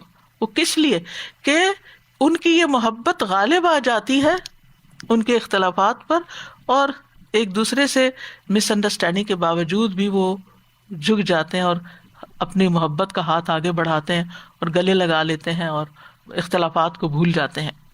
آپ نے دیکھا ہوگا کہ جاپانی قوم کے کام کرنے کا جو طریقہ ہے، یعنی ایک چیز جو کسی اور ملک میں کئی مہینوں میں بنتی ہے وہ چند ہفتوں میں بنا لیتے ہیں، یعنی جو سالوں میں بنتی ہے وہ مہینوں میں بنا لیتے ہیں. اسی طرح چائنیز کو آپ دیکھیں، یعنی دنیاوی ترقی کے اعتبار سے بھی ان قوموں کے اگر مزاج کو آپ پڑھیں، میں نے ایک دفعہ چائنیز پہ خاص طور پر کچھ چیزیں پڑھی تھی، تو جو کامن فیکٹر نظر آتا ہے وہ ہے گروپ ہارمنی، آپس میں ایک دوسرے کو ساتھ لے کے چلنے کا اور مل جل کے کام کرنے کا جو ہے، یعنی یہ ان کا ایک ڈسٹنکٹیو فیچر ہے یا ان کی قوم کا ایک شعار ہے، جس کی وجہ سے ان کے کام کے اندر جو ہے وہ بہت ہی خوبصورتی بھی آتی ہے. اور دنیا میں ایک چھوٹے چھوٹے، جاپان تو دیکھنے میں بہت چھوٹی جگہ ہے نا، لیکن وہ حیثیت قوم ایک بہت بڑی قوم بن گئی ہے، اور وہ ان کے آپس کے اتحاد کی وجہ سے، یعنی کہ اختلاف نہیں ہوتا ہوگا لیکن اتحاد وہی اتحاد ہوتا ہے جو اختلاف کے باوجود ہوتا ہے. اور آپ دیکھیے زندگی میں انسان 100 بار ایک دوسرے سے جھگڑتا ہے اور 100 بار صلح کرتا ہے، اور گاڑی چلتی رہتی ہے. تو گاڑی چلتی رہنا چاہیے، یعنی کوششیں جاری رہنی چاہیے، تکلیف دہ عناصر کو اگنور کرتے رہنا چاہیے، غصہ، حسد، انتقام اور یہ ساری چیزیں جو ہیں ان کو انسان پیچھے چھوڑ دے. آپ دیکھیے کہ حضرت عمر فاروق نے جب حضرت خالد بن ولید کو معزول کیا تھا، اتنا بڑا جرنیل، تو ان کے دل میں ایک رد عمل تو آیا تھا، مگر انہوں نے یہ کہہ کے اپنے آپ کو مطمئن کیا تھا کہ تم جو کچھ کر رہے تھے اللہ سے انعام پانے کی امید پہ کر رہے تھے، تو پھر تم عمر سے کیوں ناراض ہوتے ہو. تو انہوں نے حضرت عمر سے شکایت کرنے کی بجائے اور اپنا ایک محاذ الگ قائم کرنے کی بجائے اپنے آپ کو سمجھا لیا اور پھر بھی ساتھ چلتے رہے. تو آپ دیکھیے کہ اتحاد اسی وقت ٹوٹتا ہے جب ہم دوسروں کے مقابلے میں اپنے آپ کو زیادہ اہمیت دیتے ہیں، یا اپنے گریوینسز کے اوپر کنٹرول نہیں کر پاتے، یا دوسرے لوگوں کو دیکھ کے کہ وہ آگے بڑھ رہے ہیں ہمارے اندر حسد پیدا ہو جاتا ہے. تو ہر چیز کی ایک قیمت ہوتی ہے نا، اس اتحاد کی بھی ایک قیمت ہے، اور اس کو قائم کرنے کے لیے اپنے آپ سے لڑنے کی ضرورت ہوتی ہے، اپنے آپ کو سمجھانے کی ضرورت ہوتی ہے. دوسروں کی غلطیوں کو ہم بہت ہائی لائٹ کر سکتے ہیں لیکن اس کا نتیجہ کچھ بھی نہیں نکلتا، وہ بندہ اور دور ہوتا جاتا ہے. لیکن پھر انسان واپس مقصد پہ آ جائے، پھر انسان اپنے آپ کو تھوڑا جھکا لے اور پھر آگے بڑھ جائے. ہمیں اصل میں ایک دوسرے کو سمجھنے کی بڑی ضرورت ہوتی ہے. ہر شخص کے اندر کچھ اسٹرینتھس ہوتی, کچھ ویکنیسز ہوتی. اگر ہمیں سمجھ آ جائے, جو مائیں اپنے بچوں کی کمزوریاں سمجھ جاتی ہیں نا, کہ اس کو میں نے یہ کہا تو اس کا ریئیکشن یہ ہوگا, تو اس کی بجائے یہ روٹ لینے کے بجائے مجھے یہ لینا ہے, کیونکہ مجھے کام نکلوانا ہے, اس سے اس کو پڑھانا ہے, اس سے ہوم ورک کروانا ہے, اس سے یہ ٹارگٹ میٹ کروانا ہے. تو پھر وہ یہ نہیں کہ صرف بلیم کرتی رہے, تم یہ بھی نہیں کرتے, تم دیر سے اٹھتے ہو, تم چلے جاتے ہو, تم کھیلتے ہو. یہ باتیں بیکار ہیں, ان باتوں سے کچھ حاصل نہیں ہونا. ریورس لگانا پڑے گا کہ یار کہ وہ سیکھنا پڑے گا کون سی ایسی چیز ہے کہ جس سے اس کو آگے بڑھایا جائے, نہ کہ صرف بلیم کیا جائے. تو ہم اہل ایمان کا رشتہ تو ویسے بھی ہر مومن کا رشتہ دوسرے مومن سے ایک بنیان کی طرح, جیسے حدیث میں آتا ہے نا, المؤمن للمؤمن کالبنیان یشد بعضہ بعضا ثم شبک بین اصابعہ. ایک مومن دوسرے مومن کے لیے اس عمارت کی طرح جس کا ایک حصہ دوسرے کو مضبوط کرتا ہے. پھر آپ نے اپنے دونوں ہاتھوں کی انگلیوں کو ایک دوسرے میں داخل کر دیا. تو اہل ایمان جو ہے وہ ایک دوسرے کو کمپلیٹ کرتے ہیں, یہ کہنا چاہیے, ایک دوسرے کو کمپلیمنٹ کرتے ہیں, ایک دوسرے کی کمزوریوں کو دور کرنے کا باعث بنتے ہیں, ایک دوسرے کو اسٹرینتھن کرتے ہیں, جیسے ہر اینٹ دوسری اینٹ کو مضبوط کرتی ہے. اور دوسرا یہ کہ آرگنائزیشن اور پھر ڈسپلن اور صف بندی اور ہر چیز کو اس کی جگہ پہ رکھنا, اور مختلف لوگوں کے جو رولز ہیں ان کو ڈیفائن کرنا, اور ان کو بھی ان رولز کا پتہ ہونا, اور پھر ان کو اپنی جگہ پر قائم رہنا, اس کا فالو اپ کرنا, یہ سارا کچھ بہت ضروری ہے. اب دیکھیے فرشتوں کے بارے میں بھی آتا ہے کہ انا لنحن الصافون والصافات صفا, فرشتوں کی صفت بیان کی گئی. اور پھر یہ کہ جنگوں میں وہ جب شریک ہوئے مسلمانوں کے ساتھ, جیسے غزوہ بدر میں, تو حدیث میں آتا ہے, حضرت علی کہتے ہیں کہ مجھے اور ابو بکر رضی اللہ عنہ کو غزوہ بدر کے موقع پہ بتایا گیا کہ آپ میں سے ایک کے ساتھ جبریل, دوسرے کے ساتھ میکائیل اور اسرافیل بھی ایک عظیم فرشتہ ہیں جو جنگ میں شامل ہوتے ہیں یا جو صف میں شامل ہوتے ہیں. وہ بھی صفوں میں آتے ہیں, صف میں شریک ہوتے ہیں, یعنی کہ انہوں نے وہ اپنا کو الگ گروپ بنا لیا. قیامت کے دن بھی لوگ صفوں میں آئیں گے. اہل جنت کی 120 صفیں ہوں گی, جن میں سے 80 صفیں امت محمد صلی اللہ علیہ وسلم کی ہوں گی. پھر اسی طرح یہ ہے کہ رسول اللہ صلی اللہ علیہ وسلم نے فرمایا, تم میں سے کسی کا جہاد کی صف میں کھڑے ہونا 60 سال کی نماز سے بہتر ہے, یعنی اپنی جگہ پر قائم رہنا. اور سب سے افضل شہید وہ ہے کہ جو پہلی صف میں دشمن کا مقابلہ کرتا ہو, پیچھے کو متوجہ نہیں ہوتا یہاں تک کہ شہید ہو جائے. یعنی یہ نہیں کہ اب وہ اس کے اوپر بار آنے لگا تو بھگدڑ مچا دے یا بھاگ نکلے. یہی وہ لوگ ہیں جو جنت کے اعلیٰ بالوں خانوں میں ہوں گے, ان پر ان کا رب مسکرائے گا. اور یقیناً جب رب کسی پہ ہنس دیتا ہے تو اس کا کوئی حساب نہیں ہوتا. پھر اسی طرح نبی صلی اللہ علیہ وسلم نماز کے لیے 5 نمازیں جماعت کے ساتھ مردوں کے لیے 5 دفعہ صف بندی, تیر کی طرح آپ ان کو سیدھا کرتے تھے. اور نماز کی خوبصورتی کا انحصار بھی, نماز کا حسن جو ہے وہ صفوں پر ہے. اور پھر یہ کہ صف ملانے کے لیے جو قدم اٹھایا جاتا ہے, حدیث میں آتا ہے رسول اللہ صلی اللہ علیہ وسلم نے فرمایا, اس قدم سے زیادہ کسی قدم پر اجر نہیں جو صف کے شگاف کو پر کرنے کے لیے اٹھایا جاتا ہے. سبحان اللہ, جو صف کا شگاف پر کرنے کے لیے اٹھایا جاتا ہے. جو صف ملاتا ہے اللہ اس کو ملاتا ہے, اس کو جوڑتا ہے, اور جو صف توڑتا ہے اللہ اس کو توڑ دیتا ہے. دلوں کی درستگی بھی صف کی درستگی پر منحصر ہے. نبی صلی اللہ علیہ وسلم نے فرمایا آگے پیچھے نہ ہو, یعنی نماز میں, ورنہ تمہارے دل بھی جڑے نہ رہیں گے. یعنی اگر کام یا عبادت کرتے ہوئے تمہارے اندر ڈسپلن نہیں تو پھر باقی زندگی میں یہ ڈسپلن قائم نہیں ہو سکتا. اور میں شیطان کو دیکھتا ہوں کہ خالی جگہوں میں سے تمہاری صفوں میں گھس آتا ہے. پھر آپ دیکھیں سورۃ النور کا اگر آپ مطالعہ کریں تو جو بارش برستی ہے اس کے لیے بادلوں کا اکٹھا ہونا بڑا ضروری ہوتا ہے. سورۃ نور کی 43 آیت میں الم تر ان اللہ یزجی سحابا ثم یؤلف بینہ, تو بادل کیسے ہوتے ہیں؟ نرم ہوتے ہیں.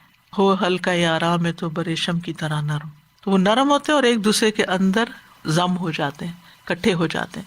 تو اس سے یہ پتہ چلتا ہے کہ نرمی بہت ضروری ہے, اتحاد کے لیے نرمی بھی بہت ضروری ہے. پھر اسی طرح یہ کہ یہ بھی یاد رکھنا چاہیے کہ ٹیم میں ہر فرد ایک جیسا نہیں ہوتا. سورۃ النور کی آیت نمبر 45 میں آتا ہے اللہ نے ہر چلنے والے جاندار کو ایک قسم کے پانی سے پیدا کیا, کوئی پیٹ پہ چلتا ہے, کوئی 2 پاؤں پہ, کوئی 4 پہ, یعنی ہر ایک کی چال مختلف ہوتی ہے. لہٰذا اس بات کی رعایت رکھنی چاہیے کہ ہم ہر ایک سے ایک طرح کی ایکسپیکٹیشن نہ رکھیں. پھر تفرقے کی ممانعت کی گئی ہے, وَاعْتَصِمُوا بِحَبْلِ اللَّهِ جَمِيعًا وَلَا تَفَرَّقُوا, آپس کے اختلاف کی ممانعت ہے۔ نبی صلی اللہ علیہ وسلم نے جب حضرت معاذ اور ابو موسیٰ کو یمن بھیجا، فرمایا لوگوں کے لیے آسانی پیدا کرنا، انہیں سختیوں میں مبتلا نہ کرنا، خوش رکھنا، نفرت نہ دلانا، اور تم دونوں آپس میں اتفاق رکھنا جو لیڈرز ہیں، اختلاف پیدا نہ کرنا۔ پھر جماعت سے جڑے رہنے کا حکم دیا گیا کہ تفرقے سے بچے۔ فرمایا جماعت رحمت ہے اور فرقہ بندی عذاب ہے، جماعت پر اللہ کا ہاتھ ہے، سنن نسائی کی روایت میں آتا ہے۔ اچھے نتائج حاصل کرنے کے لیے اجتماعیت کی بڑی ضرورت ہوتی ہے، اور آپس کے جھگڑوں سے بچنے کی اور ایک دوسرے سے دور دور رہنے کی ممانعت ہے۔ قرآن و سنت سے ہٹنا اختلافات کا سبب بن جاتا ہے۔ جب رائے مختلف ہو تو اللہ اور اس کے رسول کے فیصلے کے مطابق اکٹھے ہو جائیں۔ آپس کے ایمانی رشتے کو نہ بھولیں، یہ بڑا قیمتی رشتہ ہوتا ہے اور اس رشتے کو قائم رکھنا بڑا ضروری ہے۔ انما المؤمنون اخوہ رحماء بینہم اذلۃ علی المؤمنین۔ جنتی تین قسم کے لوگ ہیں، رجل رحیم، رقیق القلب، جو مہربان شخص ہے اور نرم دل ہے، لکل ذی قربی والمسلم، رشتہ داروں کے لیے بھی اور ہر مسلمان کے لیے، ایک جسم کی طرح کہ ایک حصے کو تکلیف ہو تو اس کو بھی تکلیف ہوتی ہے۔ پھر آپس میں محبت کرتے ہیں، ایک دوسرے کے حقوق ادا کرتے ہیں، ایک دوسرے سے احسان کا برتاؤ کرتے ہیں، ایک دوسرے کے لیے آئینہ ہوتے ہیں، ایک دوسرے کے خیر خواہ ہوتے ہیں، اور دین نام ہی خیر خواہی کا ہے۔ ایک دوسرے پہ فخر نہیں کرتے، دوسروں کی مدد کے لیے آگے بڑھتے ہیں، دوسروں کی ضروریات پوری کرنے کے لیے بھاگ دوڑ کرتے ہیں، کمزوروں کو سہارا دیتے ہیں، اپنی ضرورت پر دوسروں کی ضرورت کو ترجیح دیتے ہیں، ایک دوسرے کی خبرگیری کرتے رہتے ہیں کہ کس حال میں ہے کوئی۔ جو اپنے لیے پسند کرتے ہیں وہی دوسرے کے لیے پسند کرتے ہیں۔ پیٹھ پیچھے حفاظت کرنے والے تھے، غیبت، چغلی، بہتان، ان چیزوں سے بچتے ہیں۔ آپس میں لڑائی ہو جائے تو صلح کرواتے ہیں، اکٹھا کرتے ہیں، مل کر رہتے ہیں، صبر سے کام لیتے ہیں، ایک دوسرے سے درگزر کرتے ہیں، دوسروں کے بارے میں اچھا گمان کرتے ہیں، امر بالمعروف اور نہی عن المنکر کرتے ہیں، ایک دوسرے کو حق اور صبر کی تلقین کرتے ہیں، نصیحت کرتے ہیں یعنی خیر خواہی کرتے ہیں، برے کاموں سے روکتے ہیں، آپس میں مشورے سے کام کرتے ہیں، اجتماعی زندگی کے اصول و قواعد کا لحاظ رکھتے ہیں، امیر کی اطاعت کرتے ہیں، دوسروں کو اپنے شر سے محفوظ رکھتے ہیں۔ تو کرنے کا کام یہی ہے کہ ہم ایک دوسرے کے لیے محبت کے جذبات رکھیں، ایک دوسرے کی عزت و آبرو کا خیال رکھیں، آپس میں بھائی بھائی بن کر رہیں، ایک دوسرے سے حسد، کینہ، بغض وغیرہ نہ کریں، روگردانی سے بچیں، لوگوں سے بے رخی نہ برتیں، روکھے پھیکے نہ رہیں، باہم محبت کو بڑھانے والے کام کریں، تحائف کا تبادلہ کریں، ان کاموں سے بچیں جن سے محبتیں ختم ہوتی ہیں، کسی کو بھی حقیر نہ سمجھیں۔ آپ دیکھیں چونٹی کو عام طور پر حقارت کے لیے، چھوٹی چیز کے لیے تشبیہ دی جاتی ہے، کیسے کیسے کمال کرتی ہیں چونٹیاں، کیسی ذہین ہوتی، کیا کچھ بناتی ہیں۔ یو نیور نو کہ جس شخص کو آپ سمجھتے یہ کیا کرے گا وہ بھی بہت کچھ کر جائے جو آپ نہ کر سکیں۔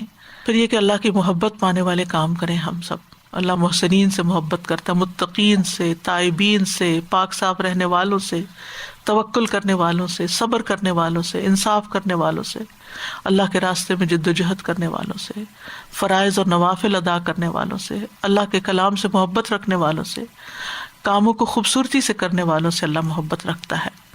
تو ہمیں بلند کام کرنے کے لیے بلند اخلاق اختیار کرنا ہے، سخاوت کرنا ہے، اللہ کی خاطر بندوں سے محبت کرنا ہے، لین دین میں نرمی، معاملوں میں نرمی، اور ہمیشہ دوسروں کے لیے فائدہ مند بننا۔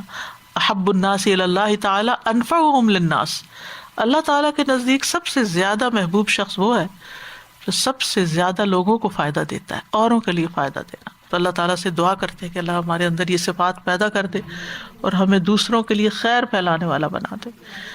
ربنا اغفر لنا ولاخواننا الذين سبقونا بالایمان ولا تجعل في قلوبنا غلا للذين آمنوا ربنا انك رؤوف رحيم اللهم الف بين قلوبنا واصلح ذات بيننا واهدنا سبل السلام ونجنا من الظلمات الى النور وجنبنا الفواحش ما ظهر منها وما بطن وبارك لنا في أسماعنا وأبصارنا وقلوبنا وأزواجنا وذرياتنا وتب علينا إنك أنت التواب الرحيم واجعلنا شاكرين لنعمتك مثنين بها قابليها وأتمها علينا اللهم إني أسألك فعل الخيرات وترك المنكرات وحب المساكين وأن تغفر لي وترحمني وإذا أردت فتنة في قوم فتوفني غير مفتون أسألك حبك وحب من يحبك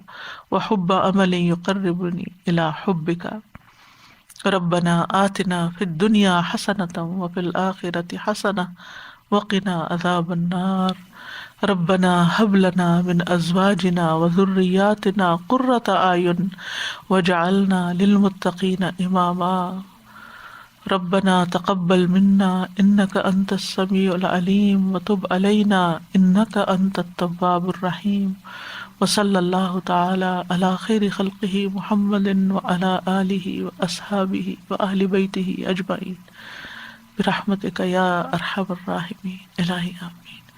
لو أنزلنا هذا القرآن على جبل لرأيته خاشعا متصدعا من خشية الله وتلك الأمثال نضربها للناس لعلهم يتفكرون. سادہ جی سبحان اللہ، اتنا حسن اتفاق ہے کہ ابھی پچھلے پورے ہفتے میرے ہسبینڈ کی جو ہے ٹریننگ چل رہی تھی، تو وہ گھر پہ ان کی ٹریننگ ہو رہی تھی، تو وہ ورک سے واپس آنے کے بعد اپنا کمپیوٹر کھول کے بیٹھتے اور وہ پوری ٹیم ہوتی، اور ٹریننگ کا جو ٹاپک تھا وہ ایگزیکٹلی یہی تھا.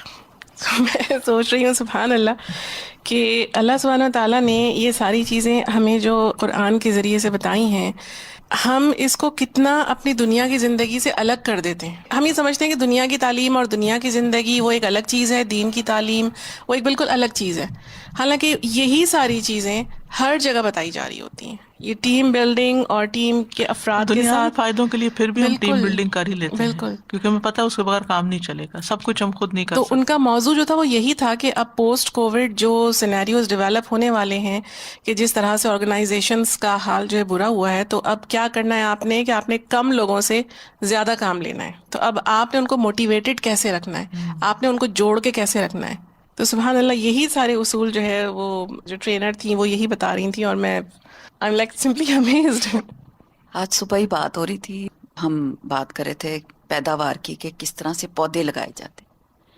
تو کسی نے کہا کہ میں نے کھیرا لگانے کی اتنی کوشش کی ہے اور وہ کھیرا نہیں لگتا. تو کسی اور نے ساتھ بیٹھے ہوئے انہوں نے کہا کہ انہوں نے مشورہ دیا کہ جب تک 2 پودے اکٹھے نہیں لگیں گے کھیرا نہیں اگے گا. سبحان. تو اسی طرح میں نے کہا کہ میری امی کیونکہ بہت زیادہ ان کو گارڈننگ کا شوق ہے، تو وہ ہمیشہ کہتی تھیں کہ جو اکیلا پودا ہے وہ سوکھ جاتا ہے جب تک آپ اس کے ساتھ کوئی اور پودے نہ رکھیں.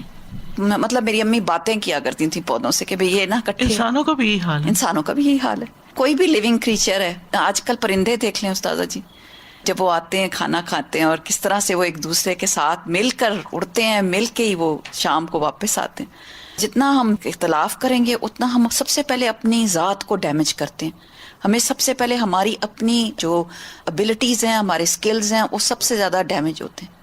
الحمدللہ ریسنٹ کورس لانچز میں ایک کورس ہمارا جو فرائیڈے کا، اس پہ ماشاءاللہ دنیا بھر سے لوگوں نے انرول کیا، اور ٹیم میں اس دفعہ الحمدللہ ہمارے پاس ملیشیا، مالدیوز اور سری لنکا سے انصار شامل ہوئے، کیونکہ ڈفرینٹ ٹائم زون سے اسٹوڈنٹس ہیں، تو ڈفرینٹ ٹائم زون سے ٹیم ممبرس بھی الحمدللہ ساتھ دے رہے ہیں. اور مجھے یہی آ رہا تھا خیال، ابھی بالکل ابتدائی سٹیجز میں ہم ٹیم کے، دس is such a great reminder, انشاءاللہ I can take it to the team as well, کہ یعنی وہی آپ نے جو بات کہی جو قرآن سے ہم سیکھتے ہیں کہ اتنی زیادہ ویرائٹی ہے لوگوں کے مزاجوں کی، لوگوں کے ٹیلنٹس کی، لوگوں کے ایجوکیشنل بیک گراؤنڈ کی، لوگوں کے لائف ایکسپیرینسز کی، اتنی رچنس ہے. یعنی آپ سوچیں کہ کسی کا کچھ ہے، کسی کا کچھ ہے، وہ ساری اسٹرینتھس مل کے، اینڈ دین اگین جن کو ہم نے بینیفٹ کرنا ہے دین کی خاطر، جو اسٹوڈنٹس ہیں آنے والے، ان کی بھی بہت ویرائٹی ہے. کوئی ہائیلی ایجوکیٹڈ بہت پروفیشنلز ہیں، مشکل سے 2.5 گھنٹے ہفتے میں نکال کے وہ کورس جوائن کرنا چاہتے ہیں، کوئی اسٹے ایٹ ہوم مدرز ہیں، کوئی اولڈ ہیں، کوئی ینگ، یعنی this is such a variety that we have to serve. اور دین کے کام میں اسی طرح ہی ہوتا ہے، خاص طور پہ کہ ہمیں نہیں پتا کہ الحمدللہ دین سیکھنے آنے والے کس کس بیک گراؤنڈ کے. بعض اوقات الحمدللہ ریسنٹلی انٹرویوز میں اتنے انٹرسٹنگ لوگوں سے واسطہ پڑا انٹرویو کے تھرو بھی, کہ یہ جانا کہ یہ اس کورس میں انہوں نے اپلائی کیا کیوں ہے, ان کی بیک گراؤنڈ کیا ہے, انہوں نے دنیا میں کیا کیا کیا ہوا ہے, بہت بڑے بڑے کام, اور ان کو اب انہوں نے کہا کہ ہاں ہمیں خیال آیا اس چیز سے, اس شخص سے ملنے کے بعد اس چیز سے میں انسپائر ہوئی اور اب میں قرآن کورس کرنا چاہتی ہوں یا میں حدیث کورس کرنا چاہتی ہوں. تو آئی واز لائک کہ یہ واقعی جو ابھی ہم نے آج ریمائنڈر ملا ہے یہ شخصیت میں یہ چیزیں ڈیولپ کرنے کا, کہ لوگوں کے لیے ریگارڈ لیس بس انفع بن جائے کہ کیسے ہم نے ان کو نفع دینا ہے, اور پھر اللہ سبحانہ تعالیٰ دلوں میں محبت ڈال دیتے ہیں, اور پتہ بھی نہیں ہوتا کون کون سے اسکلز, کون کون سی اسٹرینتھس ہیں جو ایکسپلور انسان کرتا جاتا ہے. ہمیں نہیں پتا ہوتا بعض اوقات جب کوئی ٹیم ممبر جوائن ان کرتا ہے, ہم صرف ان کی جو بیسک انہوں نے بتایا ہوتا ہے یا ریزیومے اس سے پتہ چل رہا ہوتا ہے okay this is what they have, but when a certain crunch time comes then they show something جو ہمیں پہلے نہ ہمیں پتہ ہوتی نہ ان کو پتہ ہوتی ہے. اینڈ سبحان اللہ دس از بیوٹیفل. تو اللہ سبحانہ تعالیٰ واقعی ہمیں ایسا بنیان مرصوص بن کر اس دین کی خدمت یعنی کرنے جب کی بھی کوئی توفیق دے. چیزیں باہم ملتی ہیں نا, اور ان کو جیسے کوئی مثلاً آپ نے کوئی اسمودی بنانی ہے تو ابتدا میں اس کی کیا شیپ ہوتی ہے, پھر اگلے مرحلے پہ کیا ہوتی ہے, پھر اینڈ ریزلٹ کیا ہوتا ہے, تو پینے کے قابل تو تبھی ہوتی ہے نا جب وہ اپنے سارے مرحلے پورے کر لے, تبھی ذائقہ اس کا کچھ اور بنتا ہے. تو ٹیم میں ابتدا میں لوگ طرح طرح کے آتے ہیں, پھر آہستہ آہستہ ایک دوسرے کو سمجھتے ہیں, پھر تو اس سارے مرحلے میں صبر کی بڑی ضرورت ہوتی ہے کہ ہم ان کو برداشت کرتے رہیں اور ساتھ لے کے چلتے رہیں حتیٰ کہ مزاج مل جائیں. سادہ وہ جو آپ نے سب سے پہلی بات عقیدہ کی, اور وہ جو تھا نا کہ ایک گول پہ سب متفق ہوں, مجھے کبھی بھی وہ اگزامپل نہیں بھولتی کہ ہم حج کے ٹائم پہ گئے ہوئے تھے اور ایلیویٹر میں اتنا ہر کوئی جو انٹر ہونا چاہ رہا تھا اور رش تھا, اور ایک پرسن کوئی جان بوجھ کے بس آ ہی گئے تھے, تو سب کے ایک دل میں ایک پریشانی تھی کہ کیوں مطلب کر کے, اور وہ ایک ساتھ میں تھے ہمارے, اللہ تعالیٰ ان کو جزائے خیر دے, انہوں نے سورہ حجرات والی آیت پڑھی تھی کہ یا ایھا الناس, کہ اللہ تعالیٰ نے تم سب کو مختلف جگہوں سے اور رنگوں اور اس سے لیکن ایک اس میں پیدا کیا. اور وہ پڑھ کے مجھے ایسا لگا جیسے میرا دل جیسے اتنا خوش ہو گیا, ساری کلفت اور ساری جو بیزارگی سب دور ہو گئی. میں نے اس وقت سوچا, اس وقت مجھے پاور آف قرآن سمجھ آئی کہ اگر ہم قرآن اور حدیث پہ متفق ہیں, اٹ ڈزنٹ میٹر کہ ہمارے ایتھنیسٹیز کیا ہیں, اٹ ڈزنٹ میٹر ہماری لینگویجز کیا ہیں, what binds us and what brings us together, پھر سب نکل گیا, ایک محبت سی آ گئی, اتنا پیارا ایک احساس آ گیا. تو اس وقت مجھے بڑا احساس ہو کہ عربی لرن کرنا اور قرآن و حدیث سے جڑنا بہت ضروری ہے. سبحان اللہ. اور استاذہ آپ کا بہت جزاک اللہ خیرن کثیرا, کیونکہ آپ کی وجہ سے ہمیں سچی بات ہے, ہمیں صرف اللہ کی توفیق ہے, ورنہ الحمدللہ رب العالمین.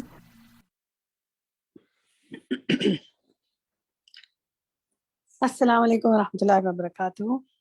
الحمد للہ رب العالمین والصلاۃ والسلام علی سید المرسلین, اما بعد, فاعوذ باللہ من الشیطان الرجیم, بسم اللہ الرحمن الرحیم.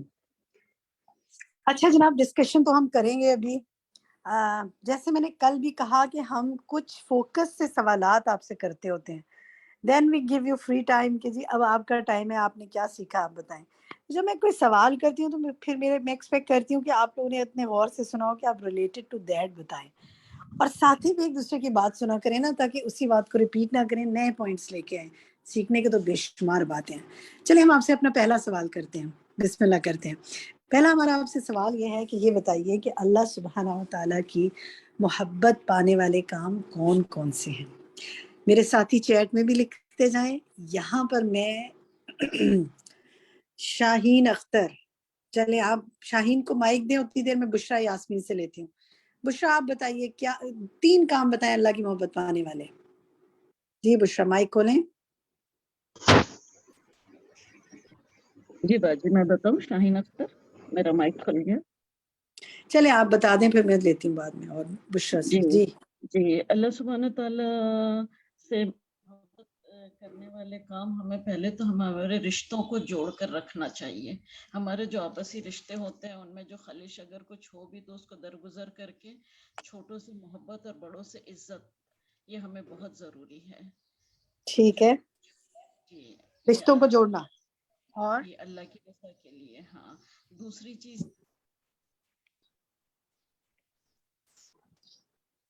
شاہین آپ کی آواز نہیں آ رہی مجھے.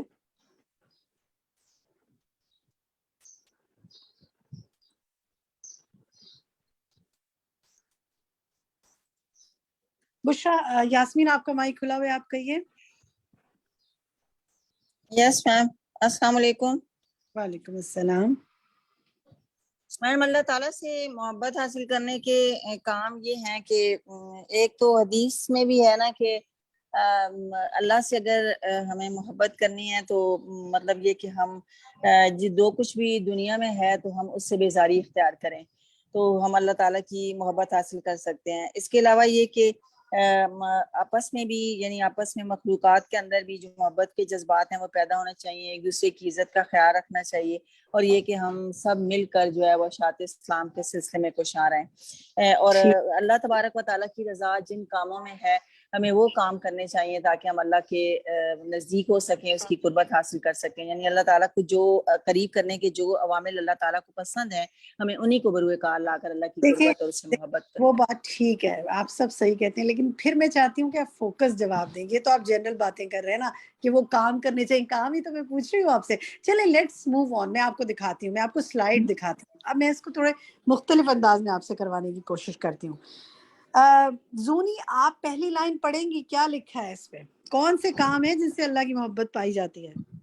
جی پہلی لائن ہے نبی صلی اللہ علیہ وسلم کی اتباع, محسنین بننا, متقین بننا, صبر کرنے والا بننا, بہت توبہ کرنے والا بننا, انصاف کرنے والا بننا. ٹھیک ہے, جزاک اللہ خیر. دیکھیں جب ہم کہتے ہیں نا کہ اللہ کی محبت کن کاموں سے ملتی ہے تو اس کے لیے واضح الفاظ آتے ہیں محبت کے. ان اللہ یحب المحسنین, اللہ تعالیٰ احسان کرنے والوں سے محبت کرتا ہے.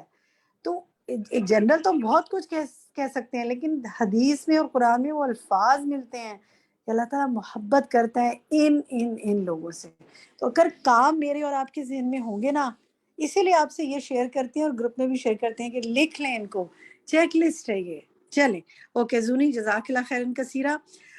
فرت عمران آپ دوسری لائن پڑھیں گی, کیا لکھا ہے؟ میں بھی پڑھ سکتی ہوں لیکن چاہتی ہوں آپ لوگ پڑھیں. فرت آپ کا مائک. جی میں پڑھوں. جی پاک اور صاف رہنے والا بننا, اللہ پہ توکل کرنے والا بننا, فرائض و نوافل ادا کرنا, اس کے کام سے محبت کرنا, اس کے کلام سے محبت کرنا, اس کے راستے میں جہاد کرنا. جزاک اللہ خیر کثیرہ. ٹھیک ہے جی, ان میں سے کچھ کام میرے ساتھیوں نے جنہوں نے شروع میں مائک پہ بات کی, شاہین نے, اور اس کے علاوہ ایک میری دوسری ساتھی نے بھی بات کی, تو انہوں نے, فرحت نے بھی اور باقی اس سے پہلے بھی, تو انہوں نے ان کا ذکر کیا. بس ہم اس کو کنکلوڈ کر رہے ہیں. ٹھیک ہے, کون پڑھے گا تھرڈ لائن؟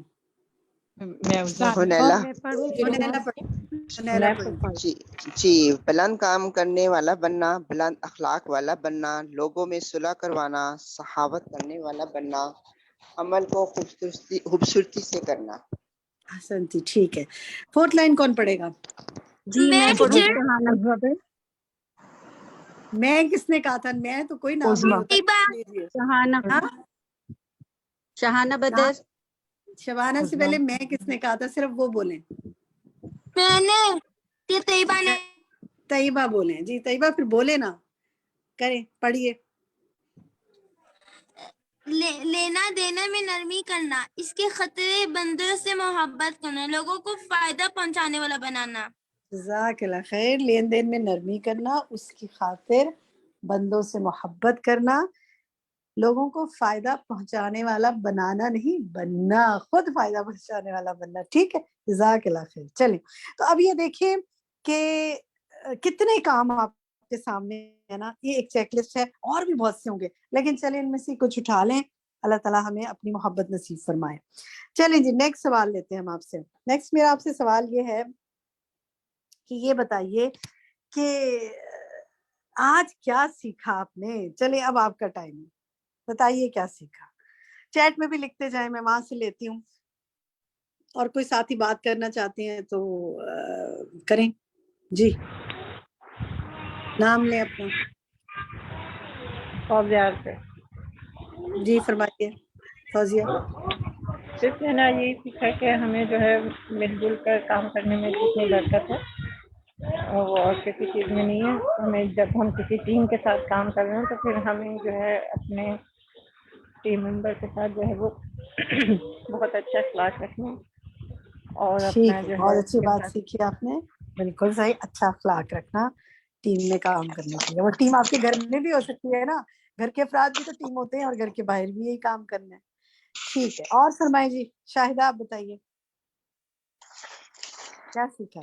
جی اس میں یہ ہے کہ مومن کا مومن کے ساتھ ایک رشتہ ہوتا ہے, جو اب یہ اس بات کی دلیل ہے کہ حضرت لقمان کے بھی جیسے بچوں کو انہوں نے اپنی مثال دی تھی کہ جیسے ایک لکڑیوں کا گٹھا ہوتا ہے, اس کو اگر ایک علیحدہ علیحدہ کر کے توڑا جائے تو وہ جلدی ٹوٹ جاتی ہیں, لیکن اگر اکٹھی ہوں تو نہیں ٹوٹتی. تو اسی طرح مسلمان بھی اگر آپس میں جڑ کے بیٹھیں اور ایک صلاح الدین ایوبی کی طرح ایک ٹیم ورک کریں اور سیاست سے کو اپنے یکجا رکھیں, تو ہمیں مسلمان مختلف قوتوں کو ساتھ لے کر چلیں تو نہایت ہی اتحاد اور قائم کرنے والے ہم اللہ مسلمان تعالیٰ قوم ایسا بن بنا دے مسلم امہ کو. بالکل آمین. درست کا. اور فرمائیں جی, کون بتائے گا کیا سیکھا؟ السلام علیکم. طاہر معافی میں بتاؤں. بتائیے. ہاں جی, یعنی کہ دوسروں کو بھی عزت دینا چاہیے, دوسروں کو بیوقوف نہیں سمجھنا چاہیے, دوسروں کو بھی یعنی کہ اس کے جذبات کا بھی احترام کرنا چاہیے, اور اس کا بھی یعنی کہ اللہ کی خاطر آپ کو آگے بڑھنا چاہیے, اس کو میرے خیال سے آگے لے کے جانا چاہیے کہ تم جو کہہ رہے ہو صحیح ہے, بالکل صحیح, اس کی مدد کرنی بہت اچھی چاہیے. بہت اچھی بات. بالکل ٹھیک جی. اور فرمائیے کون بات کرنا چاہتا ہے؟ نسیم. نسیم فرمائیے. جی, اللہ سے محبت کرنا, اور اللہ سے زیادہ محبت کرنے کا جو طریقہ وہ یہی ہے کہ اللہ کے بندوں سے محبت کرنا, خوش اخلاق سے ملنا, کسی کا دل نہیں دکھانا, اور ہر کام سچے دل سے کرنا. کہ میں چاہے کسی بھی اینگل میں ہو, کہ آپ پڑھا رہے ہیں یا کسی کی مدد کر رہے ہیں, وہ خالص نیت صرف اللہ کے لیے ہونی چاہیے. کل کے ٹاپک سے نیت پہ ہم بات کر چکے ہیں, آج آپس کے بھائی چارے پہ بات ہے. یہ ٹھیک ہے, سیکھا. درست کا. جی انس مارو آپ کہیے. جی جی میں السلام نصرت. علیکم. جی جی میں نصرت, نے ابھی آپ کو بتاتے ہیں کیونکہ نصرت آپ کے نام نہیں لکھا ہوا, اس لیے میں پکار نہیں پا رہی. آپ نام لکھ لیا کریں جب شامل ہوا کریں. جی انس کہیے. جی السلام علیکم. جی میں نے سیکھا آج کی کلاس میں کہ جہاد فی القتل, کیونکہ ہم جہاد ویسے تو نہیں کر سکتے ہیں, لیکن یہ قلم سے جہاد کیا جا سکتا ہے. اللہ کے دین کو ہم آگے لے کر اگر چلیں, لوگوں تک پہنچائیں, تو اور یہ اس سے جہاد پہلے افضل جہاد میں ایک اور کیا فرمایا گیا؟ جہاد فی القتل, یعنی کہ قتل کے لیے جو یعنی کہ جنگوں میں جو ہوا کرتا تھا. نفس کے ساتھ, قلم سے بھی پہلے, علم سے بھی پہلے اپنے نفس کے ساتھ جہاد. اس کو پکڑ لیں گے نا تو پھر سارے جہاد ہو جائیں گے انشاءاللہ. ٹھیک, چلیں جزاک اللہ. تندیل آپ کچھ کہنا چاہتی ہیں؟ مائک کھولیں اپنا, جو کہنا چاہتے ہیں. میں ایک دو جی کمنٹ. میں نے یہی سیکھا ہے کہ اللہ تعالیٰ کو نرم مزاجی پسند ہے, کہ جو اتحاد ہے وہ نرمی سے ہی آتا ہے. تو اسی لیے آپ غلطیاں دوسروں کی اس کو درگزر کریں اور آپس میں جو ہے یکجا ہونے کی کوشش کریں, یہی اللہ کو پسند ہے. بالکل صحیح. نصرت آپ کہیے, نصرت شیئر کرنا چاہتی ہیں کچھ؟ جی السلام علیکم ورحمۃ اللہ وبرکاتہ. جی میں یہ کہنا چاہتی ہوں, میں آج اتنا اچھا لگا آج کا ٹاپک, کہ گھر میں مطلب مجھے جیسے صاحبہ نے کہا کہ ایک آدھی بن جاؤ, تو دوسرا جیسے میرے ہسبینڈ میں اگر کوئی کمی ہے, میرے بچوں میں کوئی کمی ہے, لیکن مجھے ان سے زیادہ کم ہو کے اور ان کے ساتھ مل کے میں سب سے پہلے اپنے گھر ہی کو اتنے مضبوط دیوار کی طرح بنا دوں کہ مجھے آدھا اینٹ بن کے ان کے ساتھ لگ جاؤں. اور اسی طرح پھر دین کا کام ہے, تو آگے اس دین میں بھی میں پھر اسی طرح سے شامل دین کے کام میں ہوں, تو دین میں بھی اسی طرح سے بہت لگیں تو اچھی بات مضبوطی ہے کتنی نصرت, آئے بارک گی. اللہ فیک. آپ سب کو آپ کی باتوں میں اللہ تعالیٰ استقامت دے, نیتوں میں بھی استقامت دے, اور بہت اچھی بات کی آپ. اچھا چلیے کہ کچھ ریفلیکشنز لیتی ہوں. میرے کچھ ساتھی بھی لکھ رہے ہیں. طیبہ لکھتی ہیں کہ ہمارے ساتھ اگر کوئی شخص زیادتی کرے تو برداشت کرنے کی کوشش کرنی چاہیے. شاہدہ بھی یہی لکھ رہی ہیں. ثانیہ کہتی ہیں کہ دوسرے کی رائے کو اہمیت دی جائے. شہانہ کہتی ہیں کہ اللہ کی خاطر معاف کر دینا سیکھا. صف بندی سیکھی زکیہ نے. اور اس کے علاوہ نادیہ نے سیکھا try to beneficial for others. Hanila نے ڈسپلن سیکھا. طیبہ نے اتحاد, ایمان, تنظیم. ماشاءاللہ میرے ساتھی لکھ رہے ہیں. روحی تسنیم نے بھی کہا کہ انہوں نے ڈسپلن کا لفظ آج سیکھا ہے. اور لبنہ نسیم نے تو ساری بات ایک لفظ میں سے مودی کے انہوں نے سیکھ لیا ہے کہ یونٹی. اور ٹیم ورک، ماشاءاللہ یہ سب بہت سے کامنٹس آ رہے ہیں میرے پاس. میں کچھ آگے موو کرتی ہوں، کچھ آگے بتاتی ہوں آپ کو. اگر میرے پاس آخر میں وقت بچا تو میں ضرور آپ سے انشاءاللہ پھر آپ کے ریفلیکشنز لوں گی. دیکھیے اس مثال سے جو ہمیں فائدے حاصل ہوئے، جو ہم نے سیکھے، پیچھے دکھائیے ذرا سی. بہت اہم باتیں ہم نے سیکھی. صف بندی کی اہمیت، جو صف میں لاتا ہے اللہ اسے جوڑتا ہے. تو اب آپ نے صف کا خیال رکھنا ہے. چاہے آپ کہیں پہ بھی لائن میں ہیں تو لائن میں بیٹھے ہیں، کھڑے ہیں، گاڑیوں میں بیٹھے ہیں، گاڑیوں کی بھی لائنیں بنتی ہیں. لائن ہر جگہ بنتی ہے نا. جوتوں کی بھی، ہمارے یہاں آپ دیکھیں کہ لوگ کسی مجلس میں جاتے ہیں جوتے اس بھیڑنگے طریقے سے اتارتے ہیں، ایک کا منہ ادھر ہے، ایک کا منہ ادھر ہے، کوئی ادھر پڑا ہے. جوتوں کی بھی صف بنانی چاہیے. ہر چیز ترتیب اور تنظیم سے رکھنی چاہیے. اگر وہ نہیں درست تو اس کا احساس دلانا چاہیے. اسی طرح جماعت پر اللہ کی رحمت ہے، فرقہ بندی جو ہے وہ عذاب ہے. قرآن اور سنت سے ہٹنا اختلاف کا سبب ہے. اور آپس میں بھائی چارے کا رشتہ، ایک دوسرے کے لیے نرم، ایک جسم کی مانند آپس میں رحم دل، اللہ تعالیٰ ہمیں ایسا کر دے. نیکسٹ دکھائیے جی. کرنے کے کام ہم دیکھتے ہیں. کون پڑھے گا آپ میں سے کرنے کے کام؟ چلے آپ میں سے کسی کو موقع دیتی ہوں، بتائیے کون پڑھنا چاہے گا. روحی تسنیم آپ پڑھیں گی کرنے کے کام؟ جی باجی، السلام علیکم. وعلیکم السلام. ایک دوسروں کے لیے محبت کے جذبات رکھیں، مسلمانوں کی جان، مال اور عزت کا خیال رکھیں، ایک دوسرے سے حسد، بغض اور کینہ نہ رکھیں، تحائف کا تبادلہ کریں. آمین. ہم لوگوں کو کتنی پیاری یہ 4 ٹپس ہیں نا. اچھا دیکھیں، ہم شاید ذی الحج میں داخل ہو گئے ہیں، ذی الحج کے مہینے میں داخل ہو گئے ہیں. ہم نے بہت سی چیزیں سوچی تھی کرنے کی، اور آج ہم نے آپ کے ساتھ ایک PDF بھی شیئر کیا تھا جس میں بہت سے کرنے کے، سینکڑوں کرنے کے کام تھے، چیک لسٹ بھیجی تھی. اس میں سے اگر یہ 4 ہی پکڑ لیں نا آپ، ذاتی عبادات کے علاوہ یہ معاملات سے ریلیٹڈ ہے. آپ دیکھیں چاروں معاملات سے ریلیٹڈ ہے. ٹھیک ہے. محبت کے جذبات، دوسرے کا احساس، عزت کا احساس، حسد بغض کینہ نہ رکھنا، اور تحائف کا تبادلہ کرنا. تو کوئی اپنی استطاعت کے مطابق کوئی چھوٹا سا تحفہ ہے ذرا اس ذی الحج کے 10 دنوں میں بھی، پہلے 10 دنوں میں بھی کسی، جتنے لوگوں کو دے سکے چھوٹے چھوٹے تحائف. کھجور کا ایک ٹکڑا بھی دے دیں کسی کو. کوئی، ہم تو بڑے بڑے تحفوں کا سوچتے ہیں نا. اپنی استطاعت دیکھیں، لیکن صرف اللہ کی خاطر دیں، واپسی کی نیت سے نہ دیں. انشاءاللہ فائدہ ہوگا. آگے چلتے ہیں جی. تھوڑا سا ہم آپ کو تعارف کرواتے ہیں اپنے نئے کورس کا. ہمارا دیکھیں آج جو ہے ہمارا لیسن 38 ہے. نیکسٹ ویک انشاءاللہ ہماری 2 کلاسز ہیں جس میں لیسن 39 اور 40 ہم انشاءاللہ کمپلیٹ کریں گے نیکسٹ تھرسڈے فرائیڈے کو. اس کے بعد اس سے اگلے ویک ہم انشاءاللہ تھرسڈے کے دن لیسن 41 کمپلیٹ کریں گے 14 جولائی کو. اور وہی ہماری 41th لیسن امثال القرآن کا آخری لیسن ہے. اس کے بعد ہم آپ کے ساتھ نیکسٹ ڈے فرائیڈے کو یعنی 15 جولائی کو ریویژن کلاس رکھیں گے. ہم رمضان سے اکٹھے ہیں اور ہم نے 41 لیسنز الحمدللہ سنے ہیں، پڑھے ہیں، ریفلیکشنز آپ نے دینے کی کوشش کی ہے. لیکن بڑی باتیں ابھی دلوں میں اور بہت کچھ ابھی سیکھنا ہے ہم نے. اور بڑے کوئز ایسے بھی ہم نے جو آپ کے کوئز لیے، پوز لیے، تو ہم نے دیکھا بڑے سوالات کے غلط جوابات بھی آئے ہیں. تو اس دن ہم بھرپور آپ کی تیاری کروائیں گے، پورا پچھلا ریویژن آپ سے لیں گے، آپ کے ریفلیکشنز لیں گے. وہ آپ کا ڈے ہوگا، آپ نے بات کرنی ہوگی. آپ نے جتنا آپ کے دل میں باتیں ہیں وہ کیجئے گا اس دن، آئیڈیاز شیئر کیجئے گا. اور ہم آپ کے ساتھ اس دن کچھ کوئز پولز بھی لیں گے جن میں ہم ان سوالات کو پکڑیں گے، پوچھیں گے کہ جو زیادہ تر جواب جن کے غلط آئے، تاکہ ان کے کانسیپٹ دوبارہ ہم کلیئر کر سکیں. یہ 15 جولائی کی میں بات کریں گے. اس کے بعد ہم 2 ویکس کا آپ کو آف دے دیں گے. آپ آرام فرمائیے، نئے کورس کی تیاری کیجئے. آرام سے میرا مطلب یہ نہیں ہے کہ سب کچھ چھوڑ دیں، تیاری کریں اگلے کورس کی، چارج اپ ہوں، اور لوگوں کو بھی بتائیں. اور انشاءاللہ ہم اپنا تدبر القرآن تدبر و عمل کورس جو ہے، اس میں سورۃ النجم کو جو ہے وہ ہم شروع کریں گے. آپ کو یاد ہے ہم نے 27 پارہ شروع کیا ہوا تھا. اس میں ہم سورۃ الرحمن سے شروع کر کے حدید تک پہنچے تھے، اور پھر اس کے بعد واقعہ، اور پھر ہم نے آگے پڑھا. اور اب ہماری اس 27 پارے کی 2 صورتیں رہ گئی ہیں، نجم اور قمر.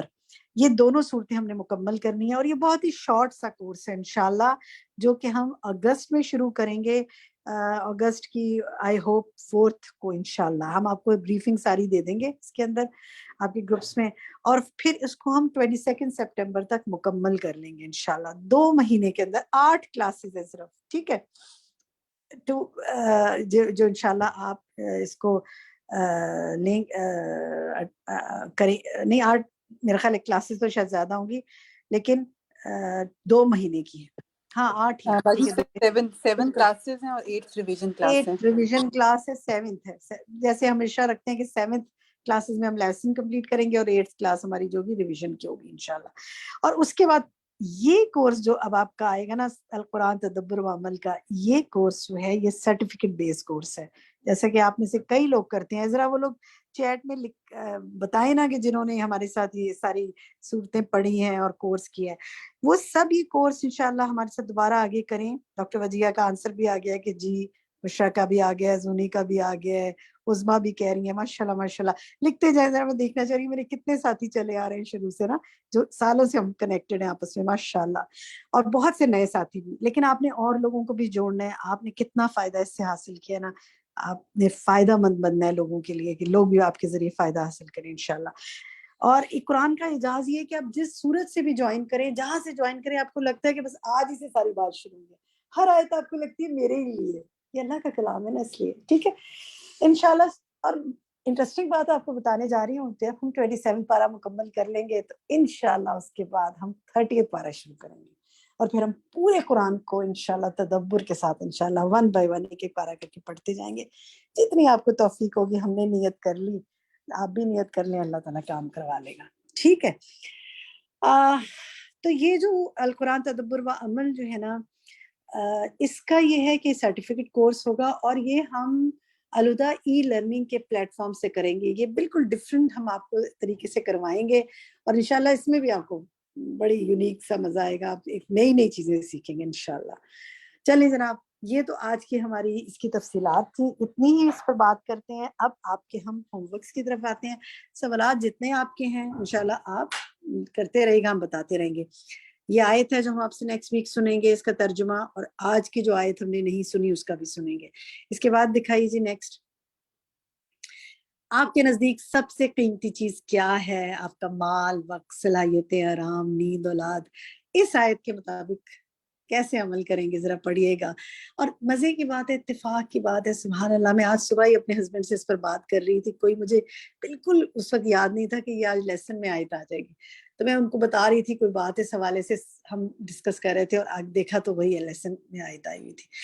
تو یہ سارے ہوم ورکس ہیں، ہوم ورکس دکھاتے جائیں، بہت ہی انٹرسٹنگ یونیک ہوم ورک ہیں، ہم نے آپ کے لیے بنائے ہیں، اپنے لیے بھی بنائے ہیں انشاءاللہ، تاکہ اللہ کی محبت نصیب ہو، ہم لوگوں کے لیے فائدہ مند بنے، ہم اللہ کے محبوب بندوں میں شامل ہو سکیں، اتحاد ہمارے درمیان آپس میں قائم ہو. اور ہم دعا مانگ لیتے ہیں کہ ربنا اغفر لنا ولاخواننا الذین سبقونا بالایمان ولا تجعل في قلوبنا غلا للذین آمنوا ربنا انک رؤوف رحیم. اے ہمارے رب، ہمیں اور ہمارے ان بھائیوں کو جو ہم سے پہلے ایمان لائے بخش دے، اور ہمارے دلوں میں اہل ایمان کے لیے کوئی بغض نہ رکھ. اے ہمارے رب، بے شک تو بہت شفقت کرنے والا، رحم کرنے والا ہے.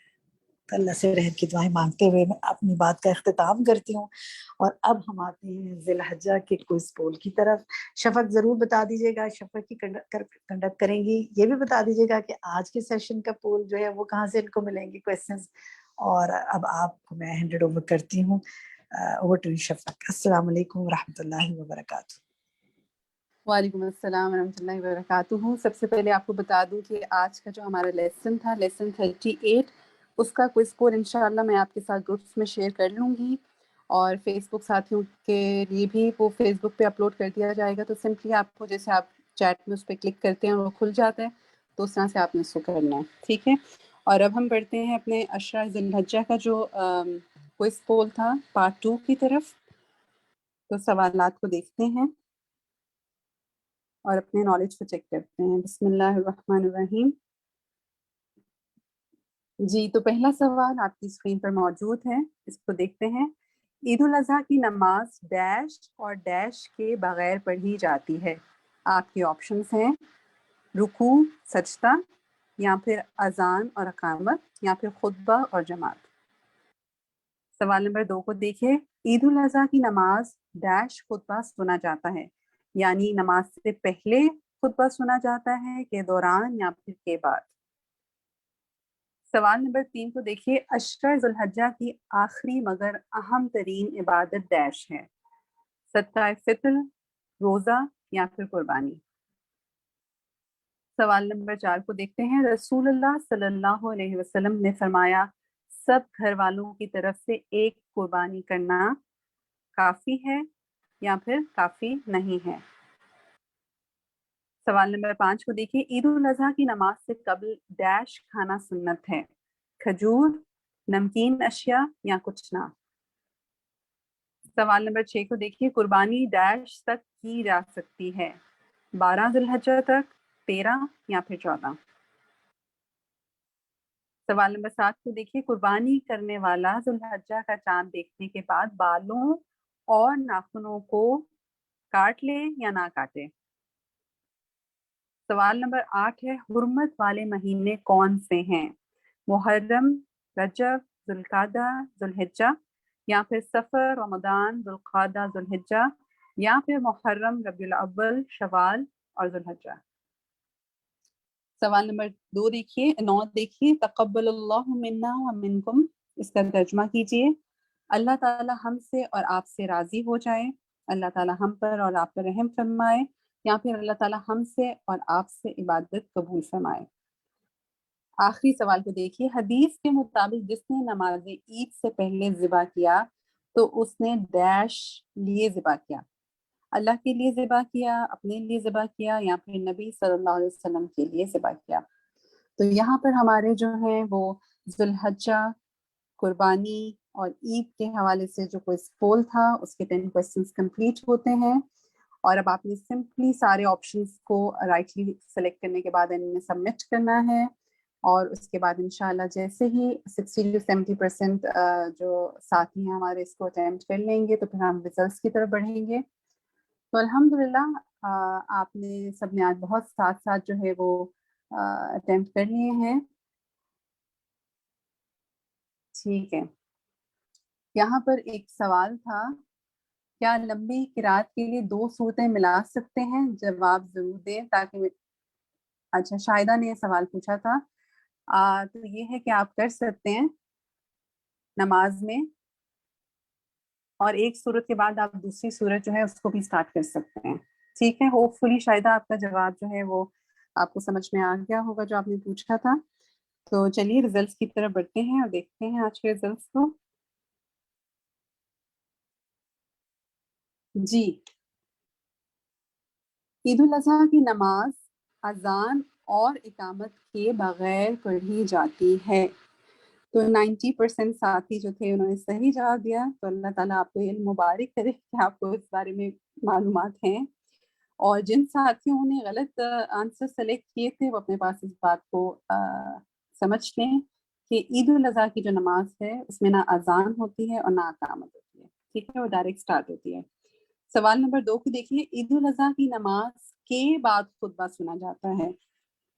तो यहाँ पर 70% साथी जो है उन्होंने सही जवाब दिया। 4% ने कहा कि नमाज के दौरान खुतबा तो वो हो नहीं सकता, और नमाज से पहले खुतबा जो है वो 26% साथियों ने कहा। तो नमाज जो है, जो ईद की नमाज है उससे पहले खुतबा नहीं होता, नमाज के बाद खुतबा होता है। ठीक है, और फिर खुतबे के जो आदाब हैं कि आपने खामोशी से सुनना है नमाज के बाद उसको, और बिल्कुल आपस में इशारे भी नहीं करने। तो कोशिश करें कि वो जो अदब है उसका ख्याल जरूर रखें आप।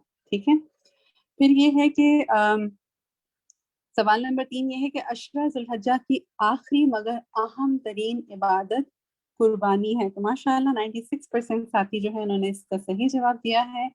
और चंद जो थे वो सिर्फ कंफ्यूज थे कि वो रोज़ा है, तो नहीं जनाब, वो कुर्बानी है। तो आपने मेक श्योर करना है कि आप जो है वो कुर्बानी में अपना हिस्सा ज़रूर डालें। سوال نمبر 4 کو دیکھیے کہ رسول اللہ صلی اللہ علیہ وسلم نے فرمایا سب گھر والوں کی طرف سے ایک قربانی کرنا کافی ہے. تو الحمدللہ 93% ساتھی جو ہیں وہ یہ بات جانتے ہیں اور 7% سوچتے ہیں کہ کافی نہیں ہے, سب کے لیے الگ الگ کرنی چاہیے. تو چلیے جناب, آج آپ کو یہ معلوم ہو گیا کہ سب گھر والوں کی طرف سے ایک قربانی بھی کافی ہوتی ہے. سوال نمبر 5 تھا کہ عید الاضحیٰ کی نماز سے قبل کچھ نہ کھانا سنت ہے. ٹھیک ہے, تو یہاں پر 71% ساتھی جو ہیں وہ یہ بات جانتے تھے, کیونکہ جب ہم عید الفطر کے لیے نکلتے ہیں تو ہم آڈ نمبرز میں کھجور کھا کر نکلتے ہیں, اور یہاں پر ہم کیا کرتے ہیں کہ ہم کچھ کھائے بغیر جاتے ہیں. اور پھر یہ ہے کہ قربانی جو ہے وہ کرنے کے بعد اس کو گوشت کو پکا کر یوزلی جو ہے وہ کھایا جاتا ہے. تو یہاں پر 4% ساتھی یہ کہتے ہیں کہ نمکین اشیاء کھا کے نکلنا چاہیے, 24% سوچتے ہیں کہ کھجور کھانا چاہیے. تو یہاں پر ایکچوئل میں یہ کہ عید الاضحیٰ کی جو نماز ہے اس سے قبل کچھ نہ کھانا جو ہے وہ سنت عمل ہے. ٹھیک ہے, سوال نمبر 6 کو دیکھیے کہ قربانی جو ہے وہ 13 ذی الحجہ تک کی جا سکتی ہے. تو یہاں پر 61% ساتھی صرف یہ بات جانتے تھے. ذرا چیٹ میں مجھے بتائیے کہ 13 جو ہے وہ عید کا کون سا دن بن رہا ہے. 29% ساتھی کہتے ہیں کہ 12 تک کر سکتے ہیں, 10% کہتے ہیں کہ 14 تک کر سکتے ہیں. تو درست جواب جو ہے وہ ہے کہ ہم 13 تک کر سکتے ہیں. اور سب سے پہلے ہیرا نے بتایا کہ وہ عید کا چوتھا دن ہوگا, یعنی ہم پہلے دن بھی کر سکتے ہیں, دوسرے دن بھی, تیسرے دن بھی اور چوتھے دن, یعنی کہ وی ہیو 4 days کہ ہم ان 4 دنوں میں جو ہے وہ قربانی کر سکتے ہیں انشاءاللہ. ٹھیک ہے, اب آگے بڑھتے ہیں کہ سوال نمبر 7 یہ ہے کہ قربانی کرنے والا ذی الحجہ کا چاند دیکھنے کے بعد بالوں اور ناخنوں کو نہ کاٹے. 96% ساتھی جو ہیں یہ بات جانتے تھے, اور ابھی ہم نے کل ہی چاند دیکھا, تو آئی ایم شور آپ سب نے اس سے پہلے اس بات کا اہتمام بھی کیا ہوگا کہ اگر آپ کے ناخن بڑے ہوئے ہیں, بال کٹنے والے ہیں, تو آپ اس کو کاٹ لیں. تو آگے بڑھتے ہیں, سوال نمبر 8 ہے حرمت والے مہینے ہم نے آپ سے پوچھا تھا کون سے ہیں. تو 90% ساتھیوں نے صحیح جواب دیا, محرم, رجب, ذوالقعدہ اور ذوالحجہ. الحمدللہ. اور 9% ساتھی جو انہوں نے کہا کہ وہ محرم, ربیع الاول, شوال اور ذوالحجہ ہے, اور 1% جو انہوں نے صرف کہا کہ صفر, رمضان, ذوالقعدہ, ذوالحجہ ہے. تو اب آپ اپنے پاس کہیں لکھ لیں تاکہ آپ کو یاد رہے کہ محرم, رجب, ذوالقعدہ اور ذوالحجہ یہ 4 جو مہینے ہیں یہ حرمت والے مہینے ہیں. ٹھیک ہے, اب ہم نے سوال نمبر 9 میں آپ سے پوچھا تھا کہ یہ جو ہم عید کے دن ایک دوسرے کو دعا دیتے ہیں اس کا مطلب کیا ہے. تو یہاں پر انٹرسٹنگلی 71% ساتھی جو ہیں انہوں نے صحیح جواب دیا. اس کو توڑ کے دیکھ لیتے ہیں. تقبل, قبول کر لے, اللہ, اللہ, منا, ہم سے, وا, اور, منکم, تم سے. تو یہاں پر جو تھرڈ آپشن تھا وہ صحیح جواب تھا کہ اللہ تعالیٰ ہم سے اور آپ سے عبادت قبول فرمائے. ٹھیک ہے, تو انشاءاللہ آپ نے کوشش کرنی ہے کہ آپ کو مطلب یاد بھی رہے, اور دوسری کوشش یہ کرنی ہے کہ سب ایک دوسرے کو انشاءاللہ یہ دعا دیں. ٹھیک ہے, آگے بڑھتے ہیں آخری سوال کی طرف. ہم نے آپ سے پوچھا تھا کہ حدیث کے مطابق, یعنی کہ اکارڈنگ ٹو حدیث, جس نے نماز عید سے پہلے ذبح کیا تو اس نے اپنے لیے ذبح کیا. تو یہاں پر 89% ساتھی جو ہیں انہوں نے صحیح آنسر سلیکٹ کیا, جنہوں نے کہا کہ اللہ کے لیے کیا. تو ہر عمل کے لیے دیکھیں 2 شرطیں, ایک یہ ہے کہ اخلاص ہو, یعنی آپ اللہ کے لیے کریں. دوسرا یہ ہے کہ وہ سنت کے مطابق ہو, تب وہ عمل جو ہے وہ قبول عمل ہے. تو یہاں پر سنت ہمیں کیا بتاتی ہے کہ آپ نے قربانی جو ہے وہ نماز عید کے بعد کرنی ہے. تو اگر انہوں نے ذبح نماز عید سے پہلے کیا تو انہوں نے قربانی اپنے لیے کیا, کیونکہ ان کو یہ عمل پسند تھا کہ وہ پہلے کریں. ٹھیک ہے جی, بالکل. لبنہ جبین پوچھتے ہیں کہ لیڈیز بھی نیلز نہ کاٹے. تو دیکھیں جہاں ہم بات کر رہے ہیں نا کہ قربانی جو ہے وہ سب گھر والوں کی طرف سے ہوگی, تو یعنی سب اس میں شامل ہو جائیں گے نا. تو انشاءاللہ یہ ہے کہ پھر جس نے بھی یہ کاٹنا ہے اور وہ سب وہ پہلے ہی کریں گے.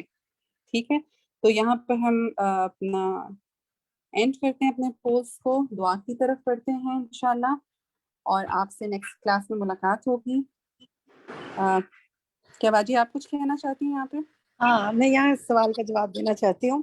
یہ جو ہم نے جی پوچھا ہے کہ کیا، دیکھیں یہ بات یاد رکھیں کہ جو قربانی کرنے کا ارادہ رکھتا ہے، یعنی جس نے قربانی کرنی ہے وہ ناخن اور بال نہ کاٹے، حدیث کے مطابق یہ پتہ چلتا ہے. ٹھیک ہے، تو علماء کا اس میں کافی مختلف رائے ہے. بہت سے علماء یہ کہتے ہیں، کافی راجع رائے بھی ہے کہ وہ کہتے ہیں کہ جس نے قربانی کرنی ہے صرف وہی بال اور ناخن نہ کاٹے، باقیوں کو وہ پابند نہیں کرتے. ٹھیک ہے، اس حوالے سے جو فتویٰ ہے وہ ہم آپ کے ساتھ گروپس میں بھی شیئر کر دیں گے انشاءاللہ. السلام علیکم. جی تو دعا کر لیتے ہیں. سبحانک اللہم و بحمدک نشہد ان لا الہ الا انت نستغفرک و نتوب الیک. السلام علیکم ورحمۃ اللہ وبرکاتہ.